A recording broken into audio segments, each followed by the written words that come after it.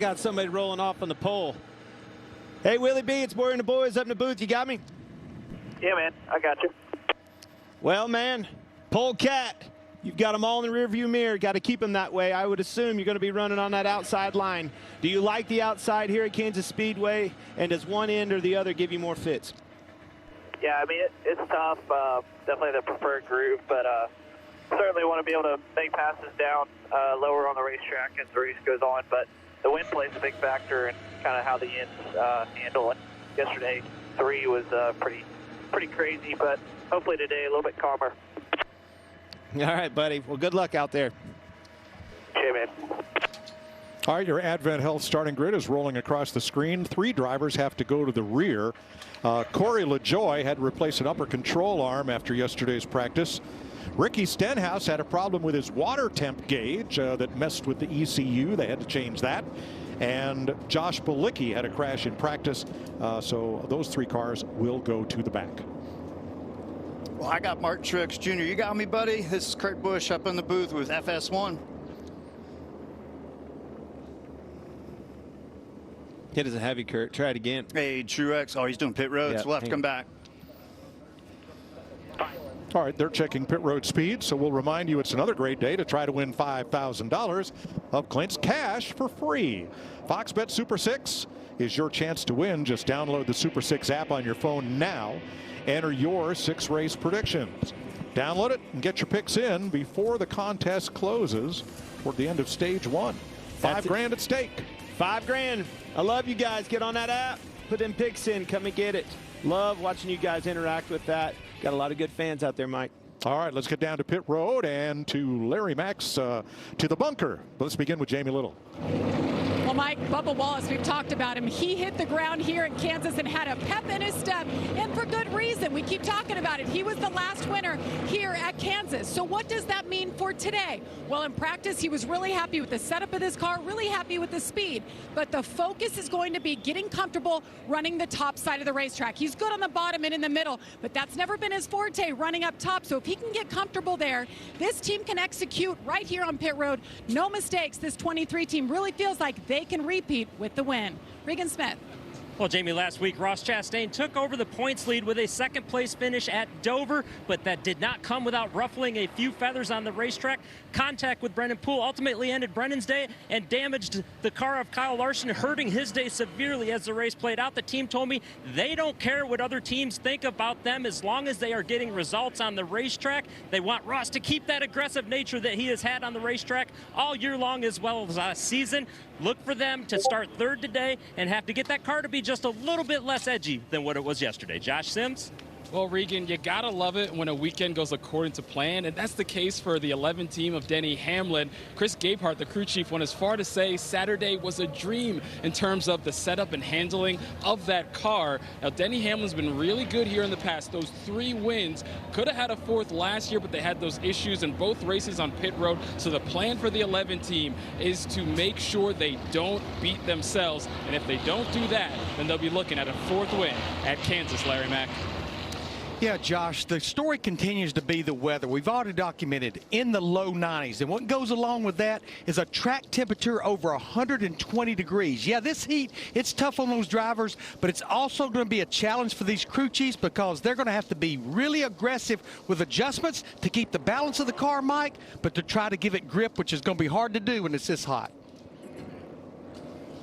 90+ ambient temperature. Track temp 122. It will be at least that warm inside the race cars. We weren't able to catch up with Martin Truex, but we did listen in on the team debrief before we start here. All right, guys. Good so far. Let's do what we did last week. Go out here and get us another win, 2 in a row. I know we can do it. You guys are awesome. Good luck in there. Yeah, I like it. I mean, with James Small, he's one of those crew chiefs that's so sneaky. He reminds me of Chad Canales back in the day, but just with the whole Truex family and the success at Dover, that's why I wanted to talk to him. Wish him good luck today. He's a 2-time winner here at Kansas, so yeah, they're on the gas. We'll see how this plays out. Well, Larry told us how hot it is, you know, and that radio communication is a far cry from where it was last weekend. It's cool right now. Let's see if that one heats up. Got pretty heated last week at Dover. Here's today's pace car, the all-new 2023 Toyota Camry TRD leading the field. So he chose the inside. Does that surprise you here, Kurt? And I'm talking about William Byron. Yeah, it is a little surprising. I mean, you want the outside, but it's just a matter of who's going to push you. How hard is the guy behind you going to go? And if you got Chastain behind you, you want to try to keep him in a box. Well, let's find out. Here they come to the green. And the Advent Health 400 is underway. This is one of those tracks where it's going to be 3-4 wide, but this is a very uniform start. There is some gentleman respect at the initial start of the race, but there we go. Sure. Five's holding strong on that outside. Look at this land rush. 3 wide all the way back. So many options here at Kansas. That's why this place is so much fun to race. You just go where they're not. Well, you have to. It's all about clean air, getting that air on your nose of your car. That's where the downforce is. The speeds that we run at Kansas Speedway, all about downforce and aero. Now that white line at the inside of the racetrack, that means absolutely nothing. There is no out of bounds here. You want to drive in the cornfield? Go right ahead. It just gives you a guide on where the banking really begins. But it looks like Chastain was able to clear Larson. I didn't think that was going to happen down on the inside. Well, you see Larson moving to that outside. That's what we're looking for. This track is going to widen out. But William Byron running on the bottom right there, driving off from him a little bit, surprises me. I thought they would all migrate to that outside relatively quick here. Top 7 single file, first side-by-side battle. Daniel Suarez to the inside of Ty Gibbs. They're going to have company on the outside from Denny Hamlin. Here they come. Ooh, yeah, there's cars everywhere, and right now... Oh, something's wrong with William Byron. Trouble. Byron went all the way to the apron in the back straightaway, then came back up to speed entering turn 3 and loses the lead. Yeah, these boys were racing for second. Now we got Reddick jumping in the mix. Race is on. 3 wide for the lead. You know he's going to throw it in there. Slide job all the way up. Yo, is he going to no, clear he's it? not there. Chastain's He's there. Love it. This is lap 4. That almost became irresistible force meets immovable object. All right, what happened to William Byron? You good? You just get free or we got a tire? No, you got free. Yeah, if you got free, no cut tire. Loose on the exit. That is how sensitive these cars are. I mean, just when you're in the lead and you got that little bit of air on the nose, but here we are still battling. Like nobody's giving up right now. Everybody wants to get this lead. Kyle Larson side drafted off Chastain entering the corner, covers the top, has the lead. Here comes Reddick. And he'll want this to stick on the bottom. He's going to drive in deep, down low. He's going to try. And now it's a matter of can he come back up and block the 1 and fit in this hole. Woo. No! He gets into him. Around goes Larson. He keeps it down to the grass. Caution flies. And everybody's able to avoid Kyle Larson, unlike last week. Just mistimed it. Thought he was clear, tried to get up and got in the back of him. He wanted to get into that hole quick because of the momentum run that Chastain was going to have. I mean, these guys, it's lap 6. This is going to be a long day. Just miscalculation. I obviously didn't mean to do that. Trying to get up and get to block. Here's Byron, all right, for the lead. Yep. Gets loose on exit, running in the middle of the racetrack. Looks to me like maybe got his right rear on that seam. Touched the wall a little bit and actually saved him. That did save him. Savior. I think that was a product of getting that right rear on the seam.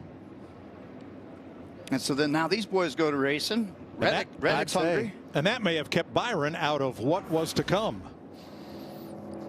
The amount of chain of events that we just went through is pretty wild at the beginning of a 400-mile race. So obviously a favorite right there with all the track position. Now he's got to dig himself out of a hole. All happened right here. Reddick's moving up, trying to fill that hole because Chastain was coming and just got in the back of him, turned him around. You know, one of those moments where you're checking the mirror, right? Making sure you're going to be clear on Chastain, and then you lose track of your front bumper and you tag Larson, the leader. Well, let's ride with Ross Chastain. All right, clear lane all the way up at the top. You're just going to start jamming. Try to run your momentum all the way up. Clear. And as you hear him drag the brake. He did. He almost got in the back of Chastain and turned him around. Saved him. Chastain saved somebody. I was just listening to Tyler Reddick's radio, and his spotter said, I'll let them know you didn't mean to do it and that you're sorry. He goes, yeah, but I still flipping did it, and that's not good. Yeah, I know he's frustrated with him. We've all made that mistake. It's a costly mistake. It cost Larson a lot of track position here. Good news is the car's not tore up. Bad news is we used a set of tires there really early in the race. One thing kept this from being a huge multi-car pileup. Kyle Larson's sense of car control kept that car down off the racing surface and not up into the middle of oncoming traffic. That could have been a big one. We're under caution in Kansas. Tyler Reddick chooses the inside for this restart. 9 drivers came to pit road. Keselowski, Briscoe, Balicki, Gilliland, Haley, Burton, Yaley, Priest, and of course Kyle Larson, who brings out the first caution flag. Yeah, if you're the bumper of the 45. If you're that far back, come in, make an adjustment, you know, make sure the car's dialed in, take advantage of that untimely caution nobody expected. For sure, see that. Who knows where the fuel mileage and stuff like that'll, if it could land in your lap, help you out with some track position. All about track position. Strategy could come into that equation. Service members there, love it, Kurt. I'm just still kind of just sitting back, digesting everything that I just saw. I mean, I'm prepped for a 400-mile race. These guys are in a trophy dash. 4 laps. Yeah. All right, here they come to the Geico restart zone. Tyler Reddick and Ross Chastain. Surprised, too, that Reddick took the bottom. I mean, with older tires, you want the momentum on the top. It's going to get big. This cycle will help William Byron if he was loose. I think a cycle on his tires will actually help that car come in a little bit better. Ty Gibbs coming on the outside, yes, 3 wide for 4th. Wow, what a move. He just went full send on the outside in 1 and 2. And Denny Hamlin coming in there. Truex is right there. We told you. We saw it yesterday in practice. These Toyotas, they mean business. And we got cars everywhere. That's again why this place is so much fun and unpredictable. Woo, 4 wide off of 4. Unbelievable. I mean, these guys are just closing doors and just kind of just no regard. They're going after it. Well, is there any better chance or time to pass somebody than on a restart? No. Time is now, and you have to pounce on it. Well, of course. But it's still lap 11. But Hamlin sends it into 3 on the bottom. And if you can make that pass and stick, you keep your momentum. If you have to check up, then that will slow you up and you get swallowed from behind. Your marks with these guys trying to get away. Yeah, I like the outside groove there. That's that 19 car. That 11, there you go. I mean, Byron got stuck down on the bottom. He's still loose. He's still struggling with his car.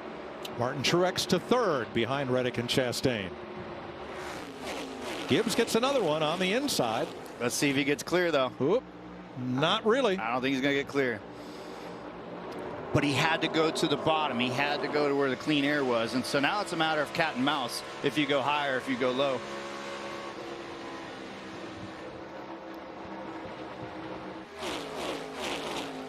Some great racing already. Yeah, We're seeing some big moves. We're seeing some gain guys. The guys had qualified poorly moving up. Let's ride with Brad here. Yeah, I was watching him, guys. Something's bad wrong with Brad. He's really struggling. Lost 5 or 6 spots on that restart all the way to the back. Yeah. Wonder if he scraped the wall or something, and car's just off a little bit for him now. He was one of the 7 cars that pitted, and then, as Clint said on the restart, dropped all the way to the back. 99, Daniel Suarez moves up in front of Joey Logano. That 99 looks an awful lot like a very famous Porsche color, Mexico blue. That'd be appropriate for Daniel. I like that. Bringing in the classy blue. I mean, who doesn't like blue on a race car? There's all kinds of petty blues. Yeah. There's trickle blue from the West Coast. Christopher Bell alongside Gibbs now and making a spot as Larson works his way up from the back up to 28th after restarting 36th. It's going to be a long road to hoe here, Kurt.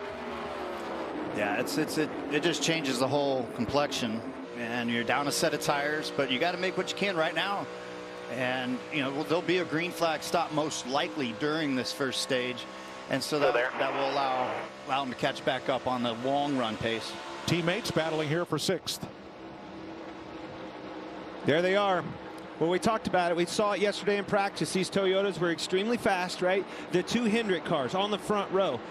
can the Toyotas pass them? How can they pass them? Well, they didn't have to pass them. They took care of themselves. Well, actually, one Toyota got into Larson, but William Byron almost spun out and handed him the position. Very hard to pass out here. And see, this is where you have some of the teammate side of things. You know, with Gibbs, he's the rookie. Bell would have liked to have had that position, but Gibbs is really trying to set a tone today. He's got the speed, he's got the car, and it'll be interesting to see what Bell is able to do with them over here the next 10 laps or so.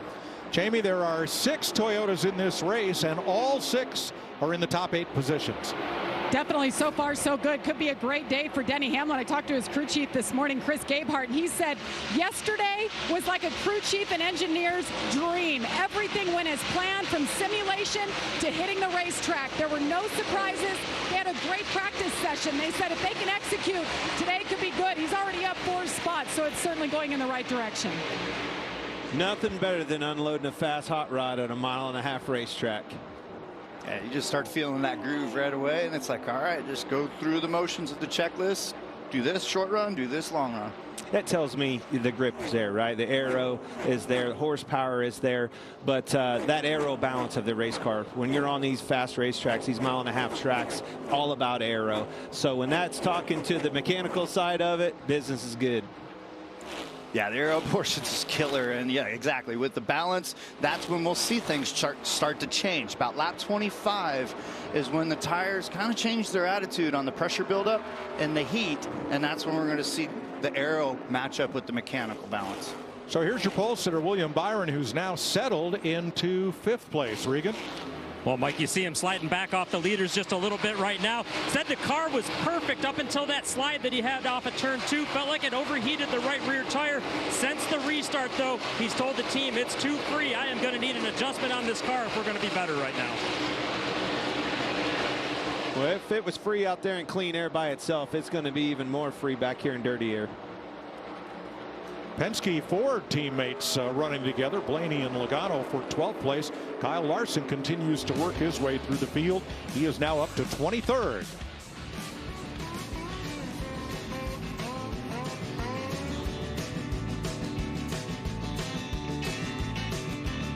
Here's an update on your Coca-Cola Racing family of drivers, led by Denny Hamlin in 3rd and Daniel Suarez in 9th. Chase has been pretty quiet this weekend. That kind of surprises me. You know, his 2 teammates with the speed they had hasn't necessarily bounced back from the injury and quite as good as I know he'd like. He's fallen off 2 spots since the restart. Well, you heard William Byron. He's extremely loose. I'm watching Kyle Larson try to get up through the pack, and he literally has passed a few cars on the restart and has been door to door the Harrison Burton back here, lap after lap after lap. Cannot go anywhere, mired back in traffic. Yeah, it's log jam city when nobody wants to cut you a break, and it kills the momentum. Here we go. We got a little temperature action. It's right there on the seats, on the headrest. And it's actually censored from behind the driver, where there might be a little bit of fan cooling, but the fan's just blowing hot air like a dryer. So 107 to start off right now. That's exactly right. It might have air moving in there, but it's like a hair dryer blowing right in your face. So that was a quick check in there, but it's starting to get a little closer up front now. What I was saying is about lap 25, the Goodyear tires at tracks like this, in my mind, they just went through a cycle and it changes the balance. And now we're going to see how Toyota teammates, if they'll work together or if they're not going to work together. It's pretty early. Truex for the lead. Yes, sir. 11 in tow. Using it. Look at the tow that he's getting off of those 2 cars racing side by side. So you got to go where they're not. Look at that. Bottom lane, middle lane, top lane. Toyota now 6 of the top 7 positions, with only Ross Chastain Chevy in 4th separating them. Here comes Denny Hamlin, boys. Who was the fastest in practice on a long run? Kurt? He's got that fishing rod out, the 11 car. And who was the other one? The 19. The 19er. They're 1st and 2nd. Well, Reddick's going to kind of yield there, obviously, with the boss. But now it's a matter of, all right, now we're getting into the super long speed, and we're going to see who's falling off the most. Grip tells me these Toyotas, they have the grip, they have the aero figured out for this racetrack. Long run speed. Now watch the 5 come up on Austin Dillon, who's was looking to move down underneath Eric Jones. Ooh, about got turned around again. And that's that give and take, right? nobody wants to give. Everybody's wanting to take. And back there, man, it's definitely tougher. It's more like you're at a bar and you can't find a chair. It's like, man, when am I going to get served here? So hard to explain that, but it is back there. I mean, just scratching for every single position, every inch, cannot pass. I mean, literally one of the fastest cars on the racetrack and struggling back there in traffic. I think those cars, you know, way too loose for the traffic scenario. Now somehow Larson, they can get back up front in clean air. It's going to be the only way them things handle. He finally cleared A.J. Allmendinger to move up into the top 20. Look at this with Gibbs. Threw it down in there. Carved right through the middle. I like that. I like the way that a car can maneuver and you're not just stuck running that top lane. Chastain is the first Chevrolet in 5th. Michael McDowell is the first Ford in 10th. That is a difficult combination. The right rear spring might be a little soft, or they got it too low and then shocks bottoming out, and the tire can't hold the amount of load that the car's bottoming out on. Austin Cindric is in. It'll be his first stop of the day. And William Byron speeding on pit road. Keeps getting worse. He did that last year. It was like, thank you very much. Yep. Ah, that sucks. Can't beat yourself. Got a few Daniel more Suarez coming to pit road as service continues on the 2 for Cindric. Kyle Busch is in. Jamie. Kyle Busch not happy with his race car so far. Just loose center entry, could not find the grip or feel it on the right sides from the start of the race. You see the wrench there. They made an adjustment in the 99, too tight. So you got a little bit of everything so far, Mike. Ty Dillon in. 4 tires for Suarez. Green flag stops here at lap 39. Yeah, everybody's bailing out now. Jamie. Bubba Wallace on pit road. He's been very quiet. He just driving. He's drove 12 positions he's gained since the start of the race. A 4-tire stop and an air pressure adjustment. Regan. Ross Chastain sliding back just a little bit as this run went on. The race car too tight in the center for him, but loose on the gas off of the corner. Jamie. Denny Hamlin making his way in as well. Things have been pretty good for Denny. He's been very quiet as he makes his way into his pit box. He got busted speeding multiple times in this race last year, something they're focused on. Don't make mistakes. A 4-tire stop. And Tyler Reddick, free early. You saw the incident just 6 laps in when he got into the 5 of Larson. Car pretty good overall. Good speed in that 45. Harvick, Buescher, Chastain have made their stops. Now Gregson and Berry are in. So is Austin Dillon, Chase Elliott, Justin Haley, and more. Yeah, this is like the betting window right before the horse race. No pun intended with the Kentucky Derby yesterday, but everybody needs tires because you're halfway through a run. Let's go down to Regan. Kurt, things are good right now for Martin Truex Jr. Just a little bit too tight on entry with that car to start the race off. And the 54 of Ty Gibbs, a strong start to the race for him right now. Still some room to grow with that car, though. It's just too tight for him. Blaney, Larson, Burton are in. So is Jones. Keep an eye on this map. Here he comes. 11. Short pitted him a little bit. Talking about Truex is off of pit road here. Can he capitalize on this? Get that position? I think he does, Kurt. Yeah, this is where here it comes off of 2. You see this a lot in Formula 1. If you can undercut a guy, goes by him. Oh, that momentum's huge. 11 to the lead. Yeah, I guess the 19 missed pit road. Let's check his audio. It just wasn't a clean entry to pit road, so to speak. Bring up a bit too much. Pit this time. Second, not green. Second, not green. Keep rolling here. Keep rolling. Why you wait so long, man? Didn't understand you had some time, and I didn't know what you said. Well, there's that heated debate I was talking about. Radio banner is warming up a little bit in the 19. We've seen that before. So this leaves Christopher Bell, Michael McDowell, and Corey LaJoie as the drivers who have not pitted, along with Ryan Preece, Brad Keselowski, and J.J. Yaley, who were on pit road at lap 7 and can go a bit further here. Bell's coming. Here he comes. Yeah, he's going to toss it down in there. And so what we saw, though, was just a cleaner exchange by Denny Hamlin, and he wasn't speeding. And I can get into pit road stuff later in a little bit about how things are different on a green flag stop versus a yellow flag stop. It's a good point, Kurt. Denny Hamlin's known for pushing the envelope and getting in trouble and having trouble on that pit road. This time it capitalized on that opportunity. Regan. Well, Clint Christopher Bell just getting too loose as he runs, and as the car gets more laps on, I told the team I need more grip with my car from the center off of the corner in particular. Josh Bilicki, and so is Justin Haley.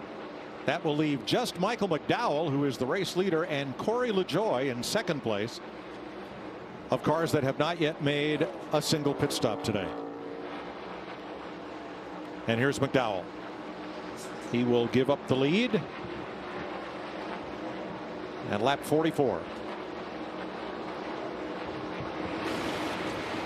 Pretty clean entry in, but yeah, what I was going to say was that on a green flag stop and you're leading by 5 seconds, I never wanted to push on pit road and have an awkward penalty. Under yellow, when everybody's boxed in together, that's when pit road speed is more important, because if you give up just a little bit, 3 guys might jump by you on pit road. So green flag stops are a whole different mindset than yellow flag pit stops for a driver on pit road. Josh Bilicki penalized too fast on pit road. Ryan Preece makes his stop.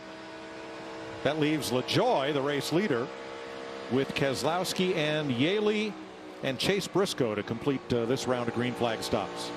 And Briscoe's been in. Bilicki serving his penalty now. Brad stopped at lap 7 on the restart, fell all the way to the back of the pack, and now has just outlasted everybody to take the lead. Well, give Luck a chance to operate here. Stay out as long as you can. Might catch that caution.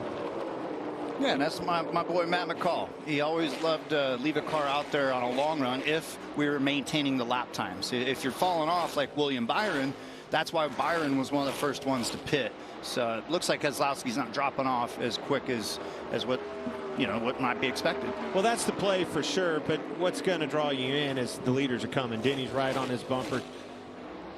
So Corey LaJoie will come in this time. He's the only car that has not been to pit road today. Yeah, and that's part of it, Boyer. Like you said, if you're going to end up in the lucky dog spot, then you try to hang out there for a little bit just in case there's a yellow or a wheel comes off a car or somebody brushes the fence.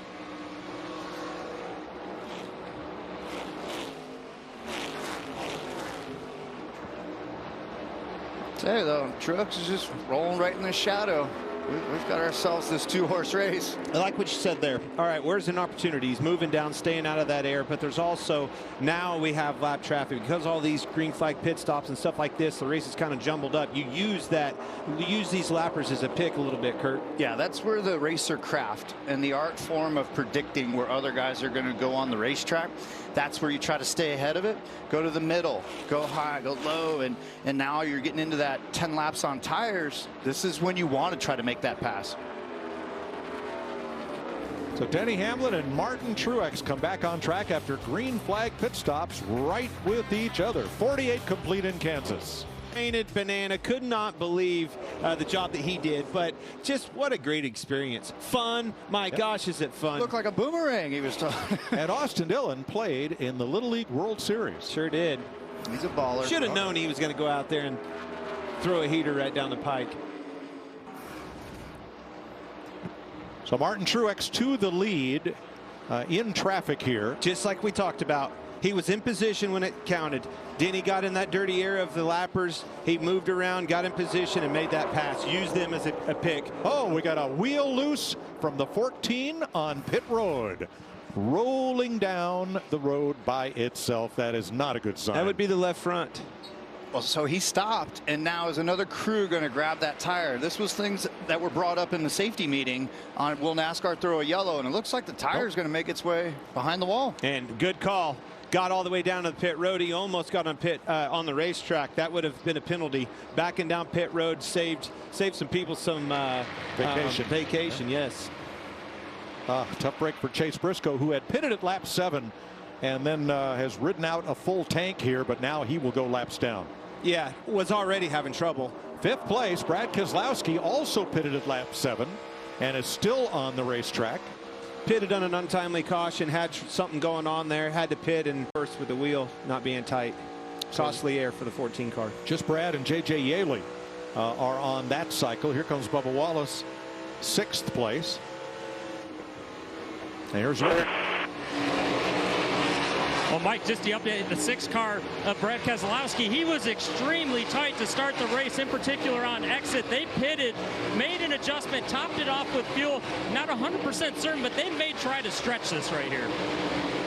That's almost what it's starting to look like. So Chase Briscoe will get a pass through for the uncontrolled tire, a very minor penalty compared to if that had happened last year. Yeah, it'd be a vacation for several crew members. Larry Mack, how about Brad's strategy now? He's not been on pit road since lap 7.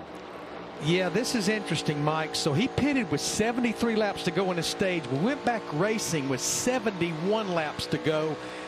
I'm looking at my fuel predictor, and it factors in pace, throttle time, and all of that. And right now this is, we feel like he was full, as Regan reported. Right now, I'm showing where he can go about 20 to 21 more laps on his tank of fuel. And if you look at it right now, there's 22 laps to go in the stage. Oh, okay. Now, Christopher Bell, a lap ago, whips past Brad Keselowski. And Bell is an interesting story here. He is the now 7th place car. He was in 5th prior to the green flag pit cycle. But because he came in 4 laps later than the leaders, they got out on fresh tires 4 laps sooner. And that is why Christopher Bell is now 15 seconds behind. And that's also why you heard frustration out of Truex. Why did you keep me out a little bit longer? Frustrated, he lost that lead. But you cannot be the last one on pit road. You will lose. Wait a minute. Wasn't that the same frustration he had last week early in the race? Why did you pit me later? And James Small said, we have a plan. Exactly. And they ended up in victory lane. I like it. You got to like it when a plan comes together. But I'm back on Keselowski and Matt McCall and the wizardry on what they're trying to do. If this pulls off, they'll have an extra set of tires. You know, if the yellow comes out at the stage break here in 20 and he makes it on fuel, they will have an extra set of tires to use and maneuver later in the race. It's like an extra $100 bill in your pocket. Well, right now it's still paying off. If he can remain up there and keep this track position, he bettered himself probably 20-some spots inside the top 10 here. He was down and out almost last. Still a long 19 to go. Oh, yeah. Slip sliding around on those banana peels. You say wizardry, that old wand's getting a little bit shorter here. Let's see how it plays out. 61 laps complete. Martin Truex leading. Let's take a look at today's right combination, sponsored by Subway. Well, Mike, this may be hard to believe, but it has to do with Toyota and Kansas Speedway. They have 10 wins at this speedway, including 5 of the last 7. 1 year ago, Kurt Busch, driving the 45 Toyota, won the race. Toyotas had 4 in the top 5, all 6 in the top 10, and led a combined 171 of 267 laps. In the fall, Bubba won the race driving the 45, and Toyotas had 4 in the top 5 and led a combined 94 of 267 laps. All this could be the Subway right combination for the Toyota camp to get their 11th win at Kansas and their 4th win of 2023. First Chevrolet in the race is Suarez in 5th. The first Ford is Blaney in 8th. The Toyotas 1 through 4 plus 6 and 7 right now. You know how I knew they were fast here? Because you're talking to me? No, all the brass showed up. I saw all the Toyota brass, all the manufacturer brass showed up here wanting that picture in victory lane. They like what their odds are. Okay, I can see your strategy there. I might have saw Edsel Ford down there earlier. I don't know. And then there's plenty of GM peeps, but I see what you're up to there, Boyer. Harrison Burton got into the wall here a lap ago. Yeah, a little scrape. Not too bad. Good save, Good save. Great save. Yeah. And Kyle Larson is working on the top 10. Here he is against Kevin Harvick, the lap car of Josh Bilicki there. Makes a little room. Excuse me. Yep. Move over. Gotcha. That worked perfect, Kurt. That did. I thought he was going to carve all the way to the apron. I did too. And go 3 wide on Harvick, but that's a respect move for Larson to pass Harvick that way while they're working through the lap car. I think Harvick and Bilicki both gave him a lot of respect too. Moves him up to 11th. He restarted last, 36th. I was going to say, man on a mission. Okay. Here we go again. It's just choosing a lane that somebody's not in and working with your car's setup. And I think the key to this racetrack is just the stick and the way that the car will work on entry. Cars that are complaining and are dropping off pace don't have that corner entry speed. Well, you nailed it. I think that key is whatever setup you figured out last year. They're still using it today, and it's still working. My car was pretty good. 14 laps to go in stage 1 in Kansas. Truex, Hamlin, Reddick, Gibbs in for the lead. Denny Hamlin, Martin Truex. They are 10 seconds ahead of the field. Now here comes Brad Keselowski, who just stopped for fresh tires. He should blast right through here. Man, I was so excited to see if they were going to stretch it to the end, but they were losing so much lap time. They had to just abort, come in, put on tires, and try to stay only 1 lap down. Right, I was going to say, you nailed it right there, Kurt. Very important to get by these leaders right here. You get trapped 2 laps down, big trouble. Day's over. And while we were in break, Willie B got into the wall and has come back to pit road for repairs. Heads back out. This keeps getting worse. Here's what happened. Loose, loose, loose, loose. Ooh, right in front of Daniel Suarez. He got in a wall, but again, it saved him. Yeah. He's getting good at that. It's like, hey, right rear wall. Oh, thanks, wall. He has apparently caught whatever Joey Logano had last week. The yips? No, the into the wall. And oh my gosh, it's going to be one of those days. It happens that way sometimes. You got a pole sitting car and you feel overconfident and you ended up with just too free of a balance, and now you got to deal with it for 400 miles. You know, you hear him talking about bouncing on that right rear. I'm thinking that car's too low and is riding on that shock. Just keep sending that suspension to, you know, solid, and it'll come out from underneath of you in a hurry. 15th here. Here is Logano having a much better day than last week. Racing Josh Berry as Alex Bowman continues to heal up from a broken vertebra from sprint car racing. Steady Eddie doing exactly what he needs to do to fill in. Steady Eddie. Jamie? It has been a difficult weekend for the 22 at Joey Logano. That debacle last week, it was one problem after another 31st place finish for the 22. Yesterday they unloaded, first practice run, they brought it right back in, wanted to make changes, threw a bunch of changes at it. Caution came out, he never got to go back out on the track, so the team did not know what they had today. Joey's saying it just will not turn. He qualified 6th, but now he's fallen back to 15. Kevin Harvick, 13th, battling Chase Elliott.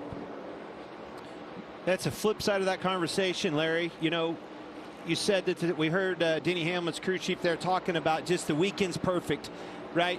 Everything was set up accordingly. Didn't have to turn a bolt, wedge bolt, nothing. Everything was exactly according to plan and what the sim gave us for this weekend.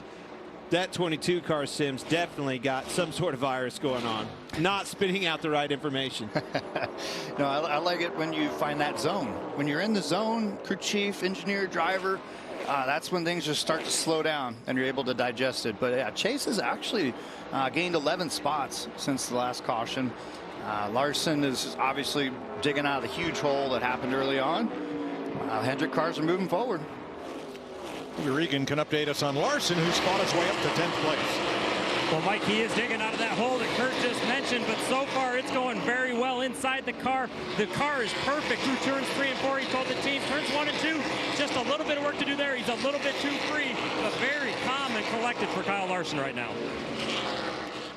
Doing what you need to do, not making mistakes. Had a green flag pit stop, capitalized on that. The race being spread out like this. When it was jumbled up on that restart, he couldn't make any hay at all. 2, 3 wide in front of him, a lot of dirty air. The race is spread out, and he can methodically pass them one by one. Here are the standings coming into the race. We'll award stage points here in 2 more laps for stage 1. Stage points so important with these teams. Heard Bubba Wallace tell us how important that is, how desperate they're needing stage points to get back in this points game.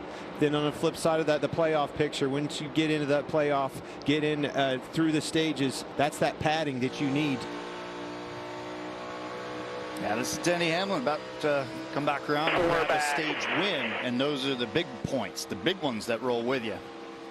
Brad's just trying to hang on to that lead lap. Well, 1 down. He was 2 down. Yeah, he's just, so now he's the tail end of 1 down. If he can stay in front of Denny, and he will. Denny Hamlin gets the stage win in Kansas. His 4th here. and his second stage win of the season. Larry. 3 bounds. So that's who I'm watching. The way that he stays calm, he's just like Zen mode running through the field. Ty Gibbs, you know, he's running third right now, and if he can run with these veterans at 2311 and Joe Gibbs Racing, wow, he's having a pretty good day. Absolutely. Larry Mack. Yeah, Mike, I've got my eye on the only driver that seems like he can run up near the front that doesn't have a Toyota inside that race car, and that's Daniel Suarez in that 99 car. He finished in the top 5 there. We saw it in practice yesterday. If you look at his last 8 races, he only has 2 top 20 finishes, so it's actually good to see him running up front. Yeah, I'm going to go with Chase Elliott. We haven't heard a lot from Chase today. 2018 winner. Started back in 21st today, has worked his way up to 13th. He's definitely somebody we're going to have to watch in this next stage. Back to you, Mike. All right, Jamie Mack, thank you. Those are your Credit One Bank ones to watch. You know, obviously I was talking about the Toyotas and they're the fast and the speed. The ones to actually watch is this pit road. Whoever can beat each other. Looking at those 2 cars right there, Mark Truex Jr. and Denny Hamlin. Whoever's team can put that car out front in front of the other one when time's right, that could be the winning combination. Probably will be. Yeah, this is just the second stop of the day. There's still so much more work that they have to get through. But again, it's minimizing mistakes. And here we have a yellow flag pit stop where you can lose a lot more if you're not on your lights or if the pit crew stumbles just a little bit. Austin Cindric will get the free pass here at the end of stage 1. Here come the lead lap cars to pit road. Jamie. 45 at Tyler Reddick, led 23 laps already today. Felt okay taking off, builds free. It gets almost as loose as it did in the first run, so they want to go more on those adjustments from the first round. It stops 4 tires there. 11 of Denny Hamlin felt okay, a little bit free. Said let's try an adjustment here, a little wedge adjustment for him in a 4-tire stop. Regan. The 19 of Martin Truex Jr. was good initially after the green flag stop, but it went bad loose into turn 1 and needs rear grip everywhere in the 54. Ty Gibbs liked the adjustments they made that run, but he doesn't have any rear grip right now. And here's your race off pit road, sponsored by Ram, with the first 3 cars holding position. Daniel Suarez picks up 1. I was hating. I was going to have to circle that one. Yep. -5 for the 45. Saw that one. Hard to make up what you lose on pit road, Kurt. Just got to roll your sleeves up and get after it. Mark Rita, an original employee of Fox Sports, passed from cancer Friday. He started as a graphic operator on Fox NFL, produced Arizona Diamondbacks baseball, winning a World Series ring, and was on the faculty at the Walter Cronkite School of Journalism at Arizona State. The ultimate team player, in his 40-plus year career, Mark worked with many of our Fox NASCAR team. Mark Rita was 65. Mandel sang about dirty water. Larry's going to sing about dirty air with his Toyota Cutaway car. You know, one thing you'll hear today at Kansas Speedway is a driver talking about being in dirty air at this fast mile-and-a-half racetrack. So let's go to our Toyota Cutaway car inside the Toyota Tech Center, and let's kind of show you what he means by being in dirty air. Now, this is a car that's out front in clean air. It has downforce on the front, downforce on the rear. But if there's a car that's behind this car or back in traffic, it's in the wake of that lead car. It's going to start to feel the effect even 15 to 20 car lengths back. The closer it gets to that lead car, it starts to take more and more downforce off the front of that car. When it gets real close to it, it has completely changed the handling characteristics, and that's why today, Mike, you'll see drivers moving around, yes, looking for grip and speed, but their big thing they're looking for is to get out of that dirty air. Thanks, Larry. Harrison Burton makes a late stop to top off as we get ready to resume here. Tyler Reddick's team had trouble with the jack. That's why he came out of the pits back in 9th place. Let's get an update on the 99 from Josh. Yeah, strong run so far for Daniel Suarez in that 99 car. Told him he was doing a great job of running the bottom. Now, his only complaint was that the car just a little bit free everywhere. Well, they told him, we're going to make a wedge adjustment in that last caution. He said, hey, let's not go too far with this. I like being a little free so I can run the top, guys. Harrison Burton's stop was to retighten the right front lug nut, and Kyle Busch had a problem on his stop. He had to back up into his stop so they could tighten a lug nut, and then he got nabbed for speeding on the exit. Here's some Kyle Larson audio. He's in 8th place. I've done it over with, pass with, but it just came down to me multiple times about Tyler apologizing. Yeah, no, that's fine. I got tied. I had no run. You're trying to line. It's fine. All good. Nothing phases that kid. Every single time something happens, it just doesn't faze him. Never leaves his cool. Like, no problem, no drama. Just put me back behind the wheel. All right, we're going to listen in on the 99 spotter, Frank Kimmel the third, as they come to the Geico restart zone. Ready, come on. You all are better connected here. Here's big push out back here. He's going to split you. He's all by himself down there. Did not push you. Into the inside, took the position. Oh, they had to check up. Oh, he's in trouble still. Whew, Suarez almost got turned around. I mean, it all started with Blaney on the bottom, and he had to check up big, and it was like a chain of events all the way up to the top. He moved up, tried to make a block on that car on the outside. It was a dark car. I couldn't tell which one it was, but almost turned him around. That cost Suarez 8 positions as the battle for the lead is back on. So this is important. Watching those two cars, there's without a doubt that Martin Truex Jr. 19 car has the short run speed. Did they make an adjustment there that he can match the long run speed of the 11? That doesn't surprise me there. Saw the same thing the last run. Well, what this is right now, it's an arm wrestle right now of who's going to take the lead and get the clean air, the most clean air early in a run, and Truex wanted it big time. Third place, 3 wide. And Chastain pops up in front of Ty Gibbs to take that spot. 3 wide behind them. Here comes Chase Elliott, bottom of the racetrack, bottom to top. Yeah, he sure for did. Elliott. Clear, buddy. Now he's going to try to roll the momentum off top side, and he will clear Bubba Wallace down the back straightaway. That was a bold move. Did you see Bubba Wallace move up and take the air off the nose of Larson? Just what Larry was talking about in that cutaway car. Took the air off of him. He shot to the outside, had to lift out of the gas very tight. It's pretty wild. These guys, I mean, there's so many different battles to choose from, and here these guys have been stuck side by side. Are you going to kind of give and take, get going, get single file? Yeah, coming off 4, Reddick turned down underneath Ty Gibbs, completed the pass, and now closes off the high lane. And then Bubba was able to make a move back and take that spot back away from Chase Elliott. Still out there, 54. Well, that's Josh Berry moving up on Daniel Suarez. Not a good restart at all for Suarez. No. Now we're mired back in traffic, lost all the clean air that we had gained.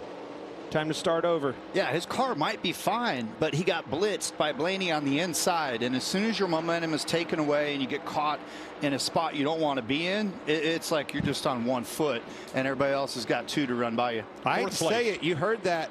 You heard it in his spotter. His spotter told him, coming to you, here comes the help. He did not tell him that he's going to the inside to make the pass. I know probably saw that in his mirror and elected not to go down and make a block, but that block, or the lack thereof, is what put him back there in a traffic. We have got a 23-11 Big Mac. Sorry, I mean, I was looking all at this. I'm like, boys, these were all teammates with each other at 23-11 in a certain capacity. And it's like, guys, everybody just settle here. Well, Bubba Wallace just about shaved the nose off a Ty Gibbs car coming up in front of him there. So there's the short run speed. We just talked about it. Now Denny's drove back to him. The problem might get to the inside of him here. He'll side draft him all the way down the front. The last time it took lappers, used a lapper to make the pass. Truex back on his door. It's going to be a matter of will Denny slide up in front of him and take away the momentum. I don't think he's going to get it done yet. Nope. Hanging on the outside, Truex. Here he comes back off of 2. These Toyota guys know that they've got a 1-up, and it's a matter of who's going to be in position the longest. It takes me exactly back to what I just said. The 11 to Denny Hamlin, he's going to need some help, and there's no lap traffic. Obviously, right off of a restart, lap traffic is nowhere in sight. It's going to need that pick. Might have to just ride here, Kurt. Yeah, I'll tell you, the 45, though, Reddick must have slipped up because he's getting swallowed up by a bunch of cars right now. He was just battling for third, and it just continues to slide a little further back. But, I mean, these guys, again, we talked about Hendrick. We talked about with the Toyotas, with 2311 and JGR. That's who we're seeing. The cream is at the top. I noticed the right front of the 5 when it went by. He's been in the back of somebody. Holding you tight here. The lettering was rubbed off of his right front tire. Wallace on Chastain for 3rd place. It's off the right rear too. It tells me he's been in a wall, Kurt. Yes, I believe you're right. Hey, we just saw Chastain let somebody go by. All right, bud. Hey now. Baby steps. Too soon. It's got a long way to go. Blaney in 7th. Christopher Bell drops low in turn 3.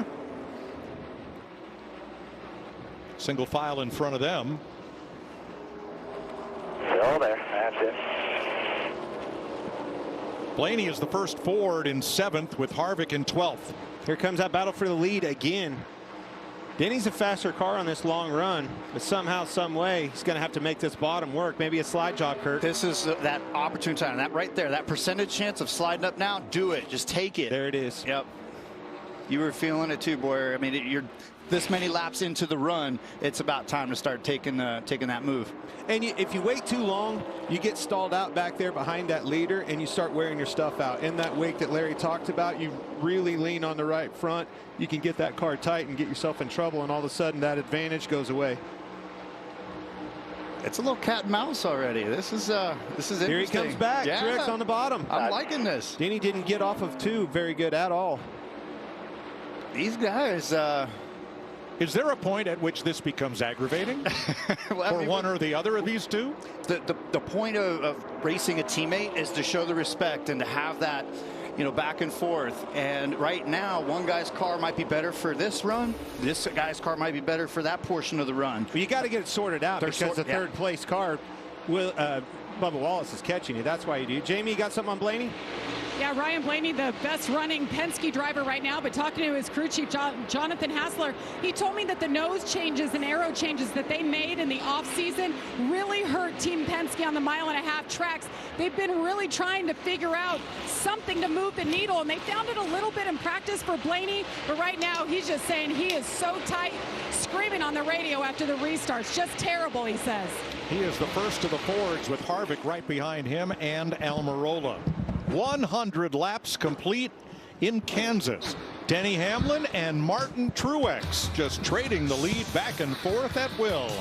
And as of course last night for some of our crowd. And here at the Speedway, Denny Hamlin and Martin Truex. Wow.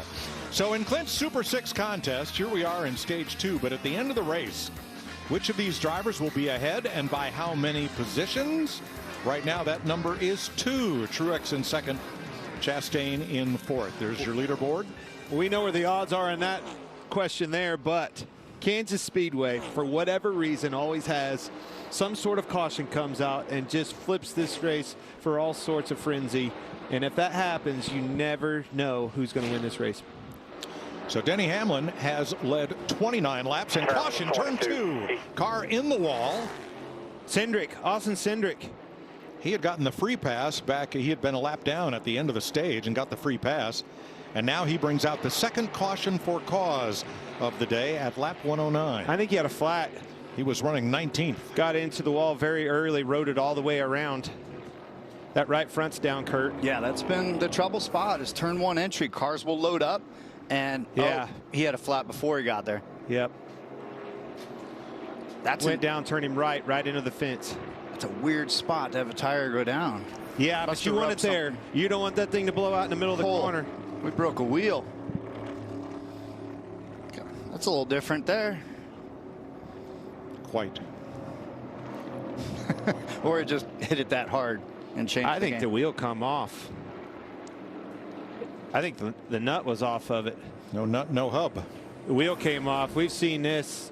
Yeah, the wheel fell off. There's no nut on it. That's what happened. The wheel, it actually runs around on the ball joint or something there, and it just cuts that alloy wheel right in half. Just like one of those Haas tool cutters on a lathe that just goes right through that. Nut was off of it. The wheel falls off and still holds on somehow, and it'll ride around in that rim and cut that thing right in half. So let's talk about there's a bolt on the bottom of the A-arm, and if that wheel wobbles, it'll just sit there, to Mike's point, and cut it just like you put it in a lathe. So let's talk about who benefits here. Brad Keselowski on the stage-ending caution took the wave around, and this caution will put Keselowski solidly back on the lead lap. I like it. I think I saw the lug nut right behind that truck on the ground. I like nope. Maybe it was a water bottle. You were hot with that circle pin. I saw something shiny. Hey, you think it's hot out there, boys are drinking some water today. 90+ degrees ambient temperature. That lug nut's somewhere in this racetrack. We're going to have a big pit road. Yep. It's going to be busy. Here they come. Jamie. Bubba Wallace 17th to 3rd. Pretty happy driver right now. Car's pretty neutral. Could be a little bit tighter, so they'll make a slight adjustment with air pressure and 4 tires there. Denny Hamlin, same thing. Said he wants to be just a little bit tighter for the exit of the turns. Wants a little bit more of that last adjustment and a clean windshield there. Regan. Martin Truex Jr.'s team told him, we see what it's doing in the data. We will tighten your car up some for this next run. And the one car, Ross Chastain, has been loose all day. This run, though, it was better. It stayed tight the whole run, and he liked the consistency of the car. Ooh. Here's your race off pit road. Chase Elliott, team backing up in the background right there, guys. Had trouble. I don't think they got the lug nut on or something. Costly air just had got into this equation for the lead. Had to back up. Put the left rear, you see him working on it. I think the lug nut wasn't on. Man, that'll drop them all the way to the back. These boys stay tough on pit road. Well, they're battling just as hard in the infield as they are out on the racetrack here in Kansas. Love it.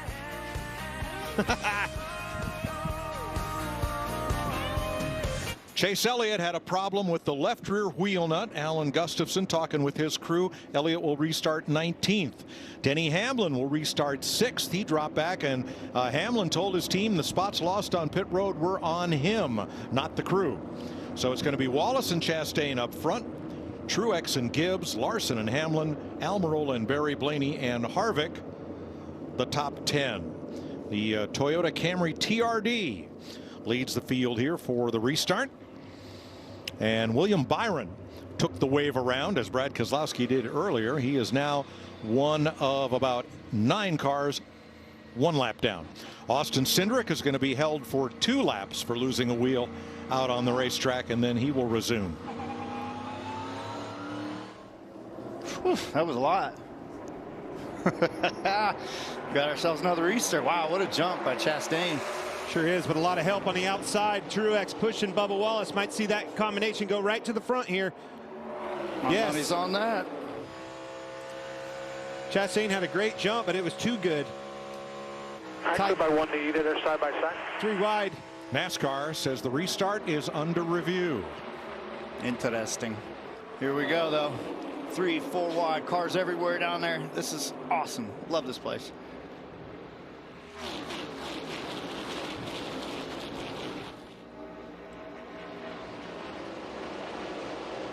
Guys everywhere. It's just so neat to watch the way that some people use the momentum, and some guys want to stick it on the bottom. Then there's the top side. That's where Gibbs has been making up a ton of time in these first few laps on a restart. Ooh. Tyler Reddick shot the bottom there, and whoa, things back up. Almost got into Blaney on the outside. If Blaney didn't hit the wall, you wouldn't want to put your hand in between it. That group fighting hard for 10th place. So close. All these guys, and then you catch the draft down the straightaway, and then you want to fan out into the corner where you grab that clean air. How about Bubba liking that clean air? Bubba's feeling the groove, and we've got Truex making a pass for second. Man, Chastain just cannot hold those guys off. Nope, here comes Hamlin. And look who's showing up. Yeah, Larson is back. Remember me, boys? Yep. I'm back. And that's our friends right there, Chastain and Hamlin. They are like oil and water. They love to battle each other. Now Larson's going to push Chastain, and we'll see if Denny tosses it down in there to try to clear them both. Surprised Chastain went to the bottom. Gave the 5 the outside. Here comes the run of 5 to the bottom of Chastain. NASCAR has reviewed the restart, said it was a clean restart, no penalties. And Larson's going to be moving on up. Watch this. Dirty air. Here, chew on this. That car is rolling right now. That 5 car is entered stage 1 here. He's right back in up on the main stage. Yeah, I think he's the only car. This is obvious analogy here, but he is the only car that can run with that 19 and 11.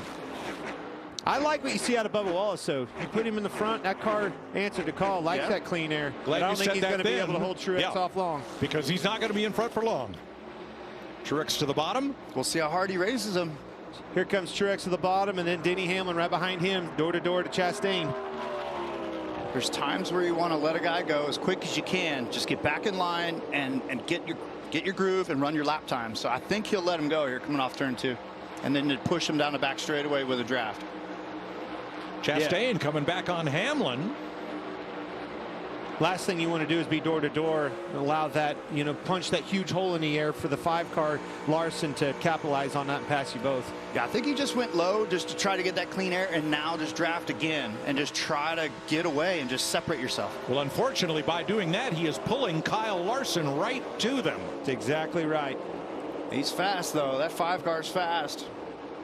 Bubba ain't going to give the spot. Doesn't like the bottom, though. See how he got to the bottom, got tight, missed the bottom, couldn't get to the throttle. Bubba gets the advantage on the outside, the momentum. It's going to be hard to pass Bubba. Reddick makes the pass for 7th, and Kyle Busch, Larry reminds us, what a rebound from the speeding penalty back at lap 80 for Kyle Busch. Now, you talked about that penalty, Kurt. They had a problem in the pits, and you said that penalty might have been self-inflicted on purpose. As far as him speeding on pit road exit, they already had a loose wheel. So they already had the penalty. They already had a penalty, so Kyle Busch, when the 8 was going to start in the back.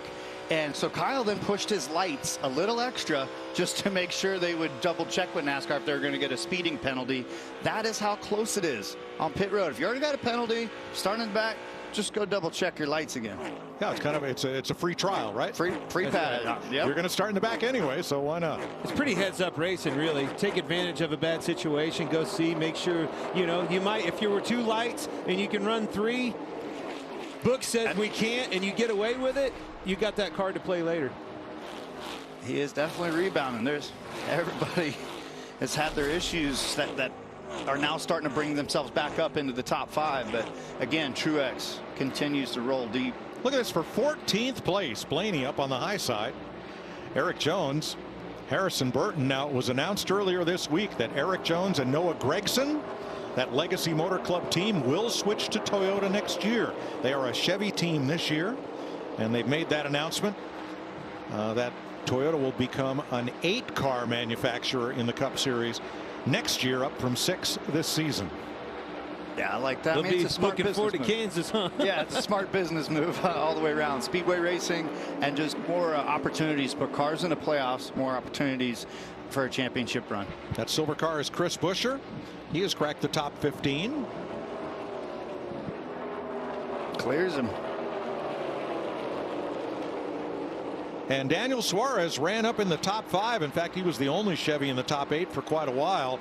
And then after a difficult restart, he's backslid to 16th place here. We know about the nose. Do you want me to move or what? Are you sure? That it's not correct or anything? You know what? I'm getting face tired of people taking advantage of me. That's gonna stop. Asking if the nose was cracked or if there was, in other words, doesn't have the speed that he felt like he had earlier. Is there a problem aerodynamically with the front of that car? I'd say somebody slid up and he ran into the back of him pretty hard, showing them the displeasure, and was afraid that he cracked the nose. Exactly. Yeah, it could have happened on the restart where they're grabbing gears, or somebody might have chop blocked him and then he just, hit him from behind and might have a damaged nose. Chase Elliott on the move, restarted 20th, now up to 11th. Chase in the top 10, where Martin Truex leads Bubba Wallace by a little less than a second. Kyle Larson, Denny Hamlin, Ross Chastain, the top 5. Dirt, the last great American sport, chronicling legendary competitors battling wheel to wheel across America, and it premieres Tuesday, May 16th, 7 p.m. Eastern on FS1. Here at Kansas on pavement.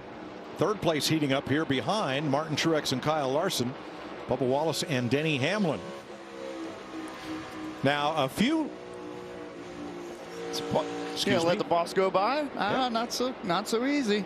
Nope. This is that transition point of the tires. On some guys have that short run versus long run, and I don't think Bubba's got what he needs right now to be able to hold off Denny. And so it's just a matter of, all right, you just go, and we'll try to hold these 2 spots up further away from the 5th place car of Chastain. Spot on, Kurt, and by far that 11 car's had the best long run speed all weekend long, yesterday in practice and today. William Byron made a pit stop a minute ago. Todd Gilliland was just in for 4 tires.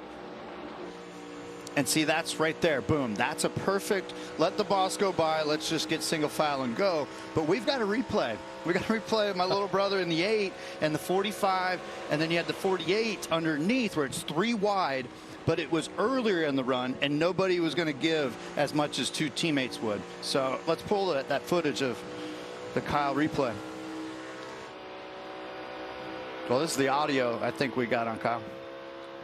You guys might have to send me up a new pair of underwear here at the next break. Good for. That was a lot going on in a short amount of time. What do you mean? You weren't clear? Let's show you what happened here. All right, Kyle's in the middle. What do you think, Boyer? Should the 45 give up this spot? Well, he didn't. He just about, yeah, very tight off of 4. You run out of real estate up there.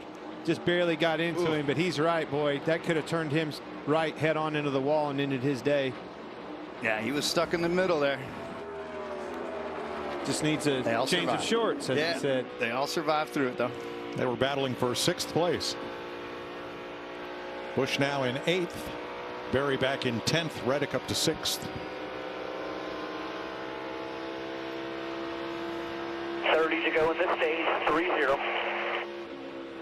Yeah, this is where you, as a driver, you just lock in now. Now you're really focused on your tire wear and feeling that left front tire versus the right front tire. You know, is the rear sliding around a bit too much? But this is where we settle in and find the rhythm. I think America's ready to lock in the volume knob. I like that. Let's crank it up.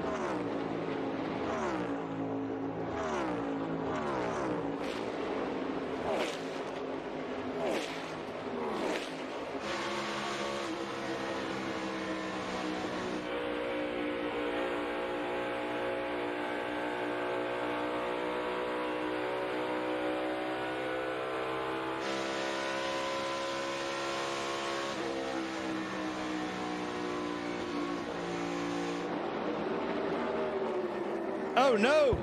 Eric Almirola around. And caution is out. Off of 2, down the backstretch. Lap 139. He was running 13th. I mean, that was a good running car. If you're running 13th, it was kind of like a William Byron. Maybe got loose off 2. Yeah, just had a solid day going. Let's find this replay here and see what happened. Yeah, when I was teammates with him, he always left coming here and just chiseling away.